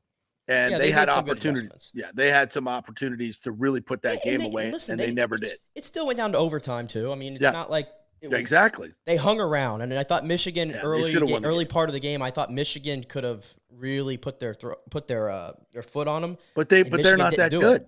They're not that good. I don't believe in any of them. And I'm not sitting here saying Florida State's light years better than them. I'm just saying they could have hung with either one of those teams. Well, I believe in Washington, though. I believe in Washington. I do believe in Washington. And turning our attention. One more thing about Michigan. So I saw the pregame sit down with Marty Smith. And he asked the question about the cheating, and it was a good question. And Harbaugh just went, look, there's a lot to it, and I don't want to get muddled up into it. I have a statement, and that's what I'm sticking by. No, you can't do that. Sorry. You can't sit there on the pregame show right before the semifinals. I know you've evaded the question at every press conference. I know you have. I don't give a rat's ass about your statement. I'm asking you man to man right here. Let's talk. What the hell happened? And I want you to look me in my orbital spheres and say, I knew nothing about what was going on, because that's freaking bullcrap. And you know it, Jim Harbaugh. Don't sit there and tell me you knew nothing about it. And don't sit there and all you people are sitting there telling me, oh, it didn't help him. Look at the numbers. 17 touchdowns for J.J. McCarthy while Connor Stallion was on staff. Afterwards, 1 in 4 games. 1. Go look at the numbers. They're astoundingly different from when he was there and when he wasn't. So don't tell me it didn't help him. You can't make the argument. They're astoundingly, not a little bit, astoundingly different. And you're going to sit there and that's in that moment on an interview, man to man, and say, I stand by my statement. And you can't look me in the eyes and verbalize how it was that you didn't know any of this was going on. I want to see you say it. I want to hear you say it. And I want to look at your body movements. And I want to see what's going on. But you're not man enough to do it. I stand by my statement created by the PR team. What a bunch of horse crap. And you get away with it. Because ESPN wanted nothing to do with that narrative. They didn't want to touch it. The football playoff didn't want to touch it. They don't want to, quote, sully the sport. No, but I still think Michigan, though, like, I mean, at the end of the day, the objective is to win the game. And they have continued to win after. It hasn't looked pretty. Yep. At times. They didn't even play nearly as good as they could against Alabama, and they still out-Alabama Bama. So I don't think they're that good. But to the point about Washington last night, which I think it's abundantly clear that Michael Penix is the best player to ever come out of the Tampa Bay area. Yes. We are 100% behind them. Like, that's the thing. If Michigan's a villain for the entire country, Washington is the hero. Yes, like, at least we get that matchup of, like, villain versus hero. Man, did he put on a show throwing the football, man. Holy hell. I gotta tell you, I mean, the more I watch him, he's been treated as if he's like the 4th or 5th quarterback prospect. I think these guys are closer to the Remember, top that was the same with Joe Burrow. It was the same with Joe Burrow. Everybody's like, and then he just finally just kept putting up the numbers. And then the playoffs, you just like, I've never seen a guy throw the ball like that. Oh my God. It's the velocity. The touch. Velocity and the touch. I mean, the deep ball. I know he's got the medical issues and all that, but damn, man. God. I mean, I haven't seen a deep ball that they don't connect on. It's like between the receiver. I mean, that's an NFL running back room, NFL receiver room. Drops it in the bucket. Best offensive line in the nation, and then Penix just throwing darts all over the field. And you know what I love about Washington, and this is why the whole thing about style points and margin of victory is such BS and ranking teams and crap like that, because Florida State got docked for that too. Yep. Washington hasn't played a game where they've won by 10 or more points since September 23rd. Yep. In that time, they have played Arizona, Oregon, USC, Utah, Oregon State, Oregon again, and now Texas. And they've won all those games, and they've won them by 10 points or less. And people might look at that and go, oh, well, they're not putting these teams away. But you know what? There's something about when you're in a game like that against a really good opponent, it's more you're impressive. Able to find a way. Like, more that's the impressive. thing. If Washington is in a close, tight game like that, I trust them more than any team in the country because they've been doing it for the past 3 to 4 months. And that's a skill. That's a skill set that people just like throw away because they don't blow the teams out. Being able to close games. That's important. And FSU has been able to close games in the second half like nobody else because they rely on their depth to do so. It's part of their strategy. And the same with Washington. Kalen DeBoer knows he can play a close game and still win it because he's got the best quarterback and the coolest quarterback and the most composed quarterback in the game. So you coach that way. And even Mike Norvell has been able to coach through, having a Jordan Travis and then not having a Jordan Travis. Right. And still been able to win. That's impressive. Even in yesterday's game at the end where Washington looked like they could have just taken that knee or whatever and moved on. And now we'll see what happens with Dylan Johnson. Very unfortunate that had happened at the end of the game. Dude, what are you doing? It was looking like incompetence from DeBoer and the coaching staff. And then Texas is going down the field. But you know what? Great teams, they bow up at the end. And Washington's defense gave Texas nothing. On those last 4 plays. And in the last play of the game, they go to Adonai Mitchell, I believe. Yeah, and the corner makes a fantastic play, doesn't do PI or anything, and swats it away. I mean, that's big-time plays right there. How about Sarkisian gets down to the 12-yard line? First plays, he throws a swing pass. You got 4 shots into the end zone, bro, and you just wasted them. And this guy, like, what are you doing, bro? The check down they did. Yeah, that's really what I'm talking about. Unbelievable. But that is coaching incompetence. What are you doing running the football with an injured running back already? Why is he not taking a knee there? Why is you take the knee and then you punt the ball? It's pretty simple. If you take a knee every single time, nobody's going to fumble, Mario Cristobal. Nobody's going to get injured.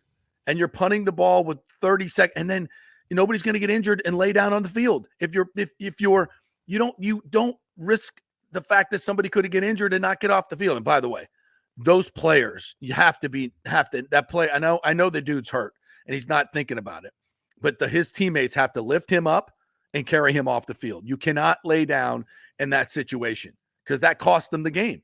If they kneel down 3 times and punt the ball, Texas has probably 14 seconds left to go the length of the field with one timeout. That's it. And that's a totally different than 48 seconds with one timeout. And you rough the play. That was, if they had Texas won the game, quite frankly, they should have. You 4 shots from the 12 against the 111th pass defense in the league in college football. You should have won that game. And it had no business even being close. Kalen DeBoer is a great coach, and he's an amazing story, but he screwed the pooch there. I don't know what the hell he was doing. Yeah. And now he's lost his best running back probably for the championship game, which is going to really hurt them. It does, what are you doing, man? It does, and we'll see what happens with Dylan Johnson. But like I said, you got an NFL quarterback. You got a wide receiver room that I'm confident is almost better than what Kansas City's trotting out there every single week in the NFL. Truly. Right.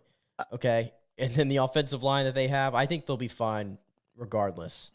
All right, I teased this, so I want to play the 2 sound bites from the Orange Bowl. We'll start with Mike Norvell, and then actually let's start with Kirby, whatever one you got. But if you have Kirby, let's start with Kirby because I thought this was. I'll give you the Kirby one here. I'm getting it. Yeah, I thought this was a class act and spot on. 1 second, I'm trying to get it to load here. Yeah, it's this Kirby Smart post Orange Bowl right after the game. Because he knows what's going on. He recruited a lot of these FSU kids, and he felt sorry for them, and as he should have, the position they're put in. Say something on that because you didn't ask me that question, and maybe I'm wrong here, and maybe this will be a bad soundbite, but people need to see what happened tonight, and they need to fix this. It needs to be fixed.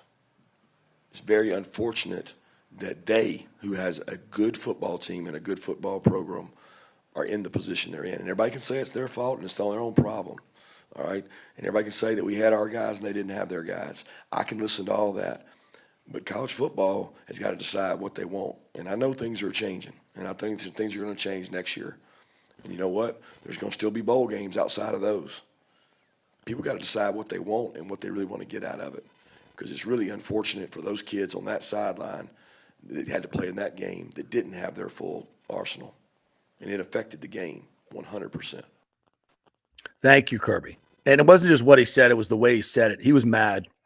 He was upset for those kids, and he knows what happened here, and he knows what has happened to college football. All right, let's play the Mike Norvell. First off, tonight was a very difficult night, and it's been a very difficult month, to be honest with you. But I'm proud of this football team. I'm proud of the work they put in, proud of what they've shown, throughout the course of the season, and to do some of the things that they were able to accomplish. They overcame a lot of adversity.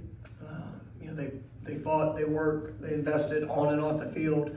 It's a special group. It's a group that'll be remembered. Yes. And tonight, so I didn't do a good enough job of being able to help showcase, all of who they are. And, I take full ownership for all things that happened there on that field tonight. But when you come back to this season, it's because of them. It's because of their work. It's because of their heart, their spirit, the belief that they had in each other. For the third time in school history, to be 13 wins, to be able to win the ACC championship, and against a lot of odds of things that happened and things that occurred, and those guys just they did respond in a special way. And for the guys that you played tonight and this was their last game, what warriors. Kalen DeLoach, Dimitri Emanuel, Casey Roddick. I mean, there's James Rosenberry is a good number of guys that battled tonight, and they chose to come out here and compete. And it was a special group of young men that I had the opportunity to coach this season. And even though tonight was a different disappointing result, this is a special season that will be remembered in Florida State history, and it's because of the young men. Well said, Mike Norvell. Well said. And again, this was not about football. It was about ESPN promoting their SEC brand and screwing Florida State, who tried to dissolve the ACC in the offseason and cost ESPN hundreds of millions of dollars, and are still trying to do so. And this is what happens in big business and greed. When you try to screw my business, I'm going to come after you. And they took that business and that dispute that they're having, however it's going to be settled in the courts, and took it out on a bunch of kids that worked their ass off to get to the college football playoff. And you screwed them out of it. You know you did it. And I hope to God Mike Norvell, when he gets on the college game day set in Dublin, Ireland, in about 7 months, 8 months, whatever it is, walks up there and says, I didn't come up here to legitimize what you guys did to Florida State and make my appearance look like it's okay, because it's not. You know what you did from a business standpoint. You knew what you did. You screwed my team. You screwed my entire organization, and you disrespected college football in the most egregious way. And for that, I'm not going to sit up here and answer any of your questions. I'm just going to tell you all to go F yourselves, and we're going to go play a football game. We're going to put it on your air and kick Georgia Tech's ass. See you later, and walk off the set. That's what I hope he does. Well, he won't. He's classier than me, but that's what he should do. Let me say this about that game. I'm one of the few probably that stayed and watched the entire game. Yeah. I don't know how I did it, but I did.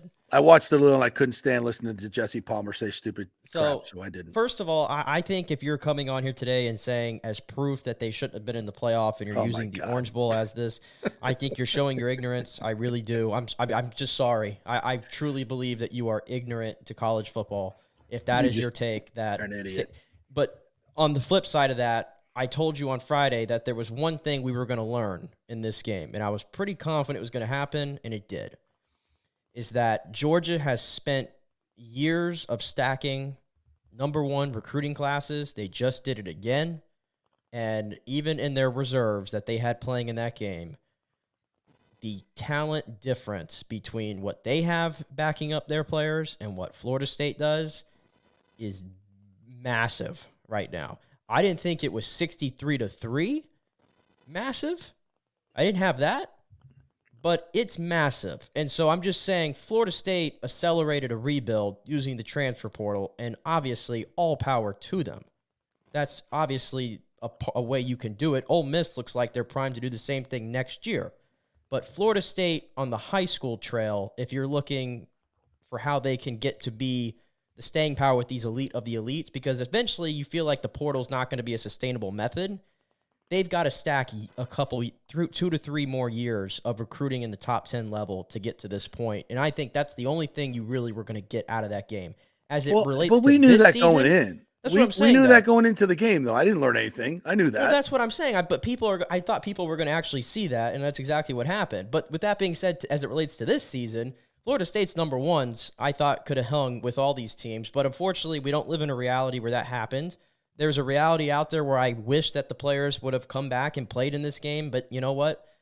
At the end of the day, this is a team that went 13-0, and they felt like, what the hell else do we have to prove? We just went 13-0, and a lot of those players could have gone to the NFL last year, and they came back this year because they wanted to win a national championship, and they did everything that they could possibly could, and they were still told it wasn't good enough. So what was the point of coming out to play this game? That's the world. That's the reality of what happened. Well, I just feel like, and Jordan G says, how about you don't quit on Coach Norvell and quit on the 2023 season when things don't go your way? You're to play out and complete your undefeated season. That's a concerning thing, and I'd be pissed. I understand that sentiment, Jordan, but I just can't get mad at the players. I can't do it because they know what I know and what everybody knows. This was a political hit job. And if it was And why would you go out and perform for ESPN on their air knowing what they just did? You can't. I don't know. Yes, I want to be there for Norvell, and then risking injury for what? For who? For what? Now I don't know if this happened, but did somebody offer Jared Verse $100,000 to play in this game? Did somebody offer the Keon Coleman and Johnny Wilson $100,000 to play in this game? Because they certainly made the ad revenue, and FSU as a school is certainly getting the money. Were the players paid to play in this game and said no? I don't know. I would have liked them all to put their team together and go beat Georgia and give it a shot. I would have liked to have seen that, but I can't blame the players for not doing it, knowing what they know, because they're still going out and performing for ESPN to make money when they just screwed them over like they did.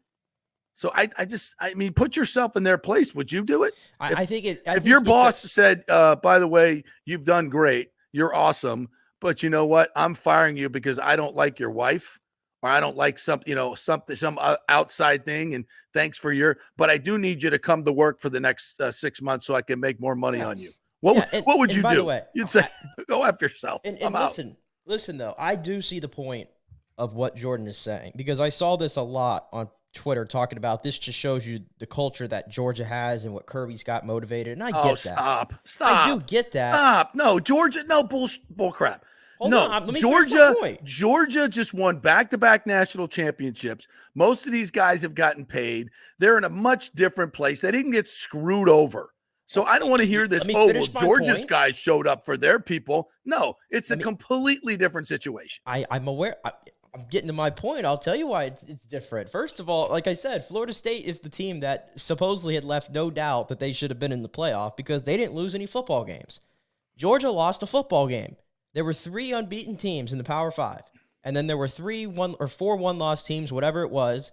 And in the order of who should have gotten that last spot, it was Texas, Alabama, and Georgia, because Alabama Texas beat Georgia Alabama, and Texas beat Alabama. So Texas, that should have been the 4, and I thought that was very obvious.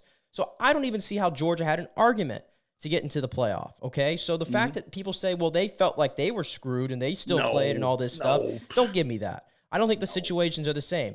But all I'm saying is you can prop up Georgia's culture all you want. I have no problem with that. But don't tear down FSU's culture to make your argument, is my point. Because if you have seen the FSU culture now to what it was over the past decade, even when Jimbo was there and winning games, you just showed you have no idea what was going on behind the scenes in that program. That program was dead and had no future whatsoever under Willie Taggart or whoever, the administrative. It was just chaos, and all that dysfunction has been exposed over the past couple years, and Norvell changed all of that. And they talk about family cultures and all this stuff, so don't tear down FSU's culture to prop Georgia's up, is my point. Keep them separate. This is all right, and this will be the last word on this. And then did you get TJ an invitation? I've been sending him the invites. Yeah. Okay, cool. So he'll pop up here in a minute. He's got another show he's doing. But here's the last word on this. Okay. FSU missed there was no good outcome to this after they got screwed. But to me, it should have been one of two ways. You should have got the team together and say, okay, look, we're going to pay you guys to play in this game. And I want to rally the troops, and I want to go play Georgia with the best of our best. I want to stick together with us as a family, and we're going to pay you to play. And we want to go out and show the world what we're capable of doing against Georgia and give it our best shot. I know ESPN screwed us. I know blah, blah, blah, blah, blah, blah, blah, blah, blah. We're going to do this for us. We're going to do this for us. All right. And if they bought into that, everybody bought in, then I'm going. When they said, nah, we're not going to buy into that, I'm done. I refuse the bowl bid. I'm not playing. They should not have gone and put that out there and put those players through that situation, that embarrassment. They should not have done it. Well, I don't get the money. I don't care. You're not getting the money anyway. It's like I don't care. So now you're saying we're going to go sacrifice these 60 kids, these freshmen and sophomores who have no business playing on a stage like this with these freaking grown ass men. So we're going to sacrifice them for ratings to get our money. I'm just not okay with that. I'm not okay with that. It should have been one or the other, but not the middle. And I don't know, Mike, I'm not blaming Norvell. I'm not blaming the athletic director. Because I don't know about all the inner workings of the money in the conference, and maybe that would have triggered a clause where they would have had to pay whatever, so I don't know that. And Mike Alford's going to come on here, the AD, on our show, so maybe I can ask him that question. I don't like what I saw. That was a travesty, and to put those kids through that was a bad look disgusting display. It was a bad disgusting play of greed. It was almost like, okay, you guys don't have an option. You don't have an option to opt out because you're not injured and you got to come play for me and play at Florida State in the next couple of years. So we're going to make you play. That gives me the heebie-jeebies. That's not freedom. That's not America. It's not dignity. It's not college football. It's not a fair playing field. It's just grubby, greedy conferences, networks saying, go out there and get your ass kicked so I can make some money. It's disgusting. It's disgusting. And that's why Kirby Sarge said, you got to fix this. You got to fix this. You don't put kids out there to do that. And maybe, should he have called off the dogs earlier?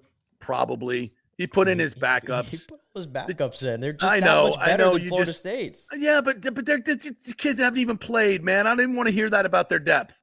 I don't want to hear that. The kids haven't played. They weren't ready to play. They're too small to play. They haven't been in the program. I'm sorry. Yes, we don't have the depth that Georgia has. Duh. They've stacked 17 number one recruiting classes together. I didn't need to see them play against each other to figure that out. Okay. So, but it's just bad for the kids. It's bad for they should not have had to embarrass themselves on national television that way and physically get beaten up like that. I still didn't think it was going to be that bad, truthfully. Oh, God. I didn't have 63-3. No, I did. They look like an FCS team. I'm not going to tell you I bet on Georgia, but, money's money. I did not bet. I knew that was going to happen, but I could not stomach profiting off those kids. So I did not do it. And it would have been the easiest bet in the world. I couldn't do it though. Couldn't do it. I couldn't bet against FSU. That would have made me sick to my stomach. So I didn't. And that was easy money. And I mean, easy money. All right, let's take one more break. We'll come back. We'll get TJ Rives on. We are brought to you by the Gordon Geddes Group, the best in local real estate. If you're looking to invest in real estate, take some money out of the market, put it in it. They are the absolute experts in Tampa and the Tampa Bay region to do that with. Become part of their family. You've heard the spots about Jane Geddes. She is definitely different, a joy to work with. The whole group is a joy to work with. You'll be friends for eternity when you join up with the Geddes Gordon Group. So if you're looking to sell your home, buy a home, or invest in real estate, it's the Geddes Gordon Group. Back in 3. Stay with us.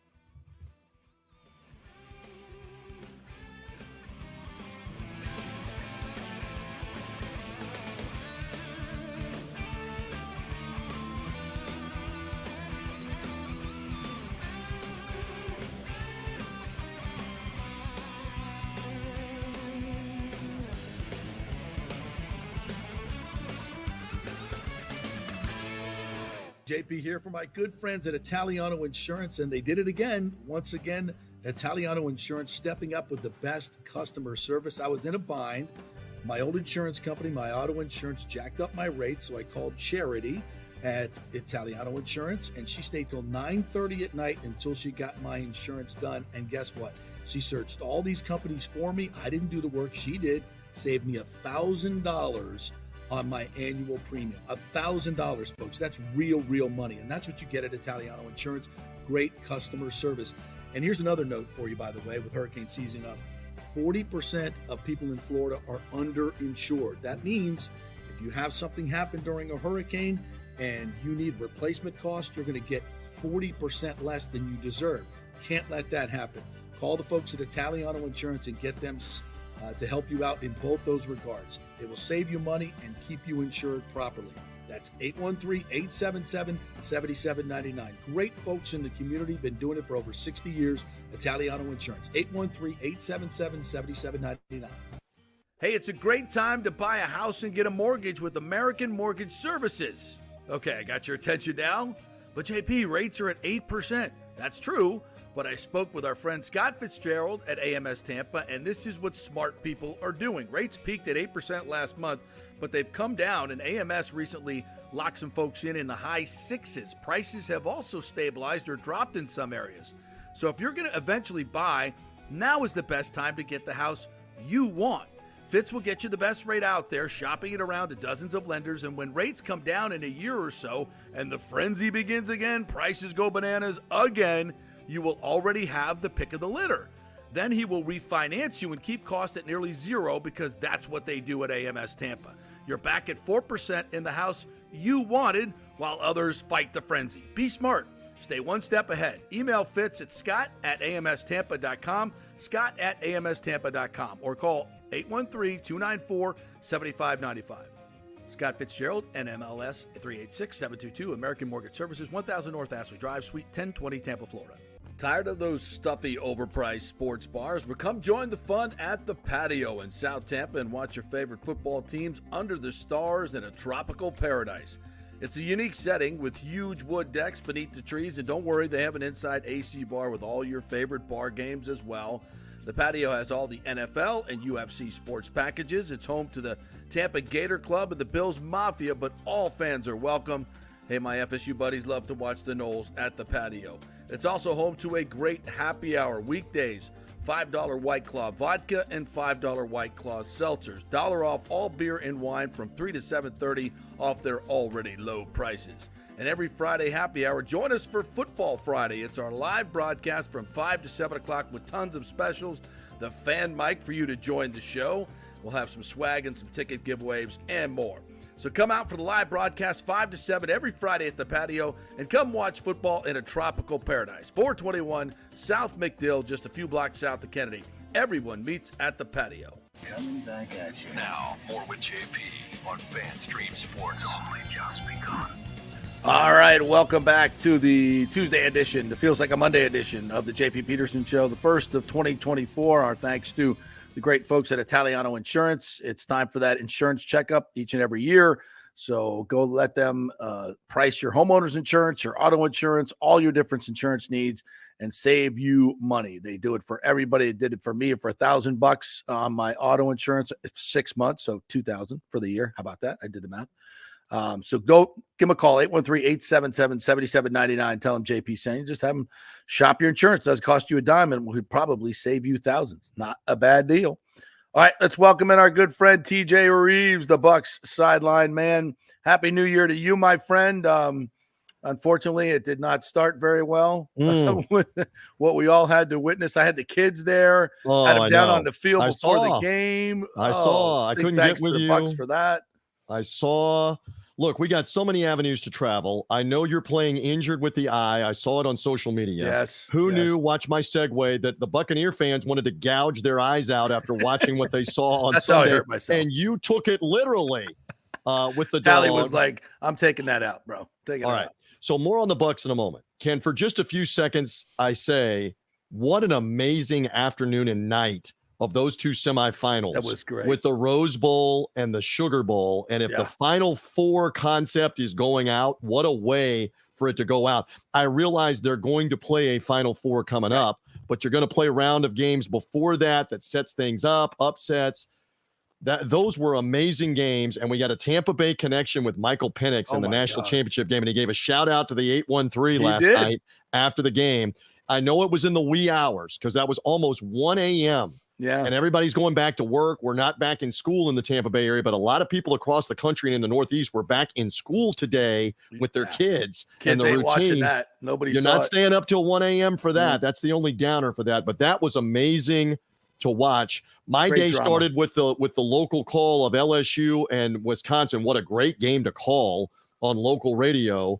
Then the next two games were blowouts. The Fiesta and Tennessee just scored again, I think, on Iowa. Yes. Yeah. But man, I just wanted to say that on your show. Amazing.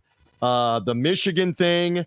I'm still on the record. This is the biggest scandal in the history of college football with the cheating, and now they're going to go into the national title game undefeated. The narrative that's kind of gone away, though. ESPN has made sure that we ain't talking about that. We're not talking about the only coach in the history of major college football to be involved in a national championship that was suspended 2 different times in the same season. Harbaugh. And get this. The dude makes $2 million in bonuses, 3 separate bonuses, $2 million in bonuses for games he didn't even coach. That's amazing. We can't pay the players.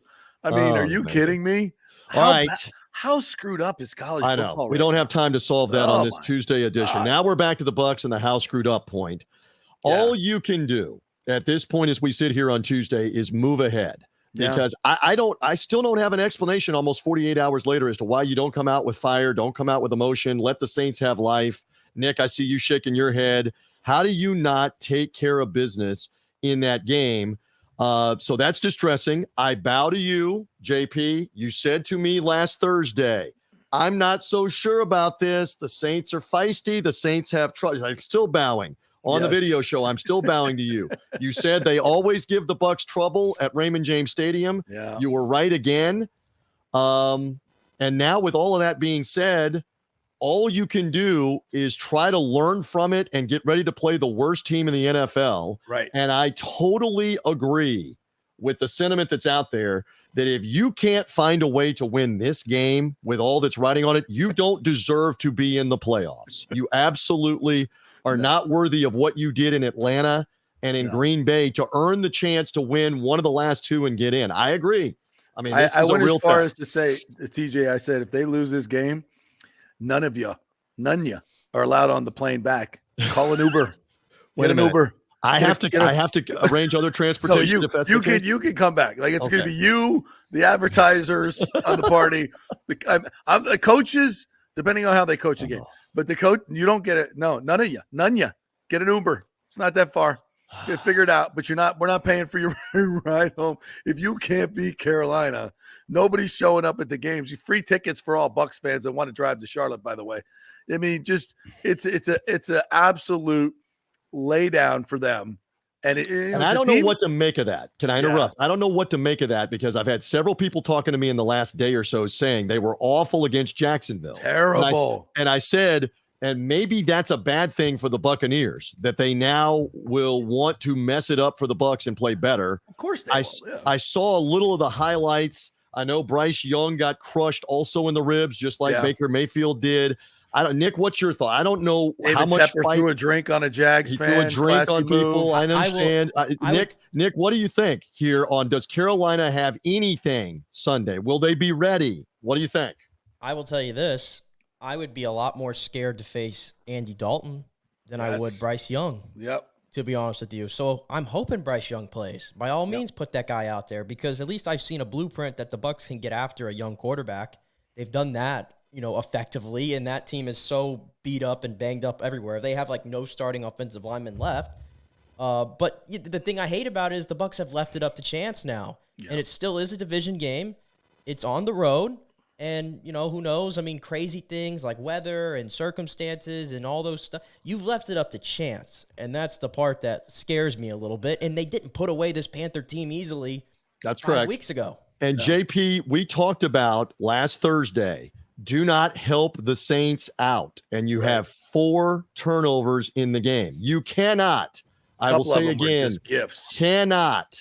cannot a third time go into Charlotte and give them the ball, give them short field, give them opportunity. You cannot do that. And it's uncommon because the Bucs have been taking care of the ball down the stretch of the season. So some of it was the Saints defense, but you can't go into that game turning the ball over, JP.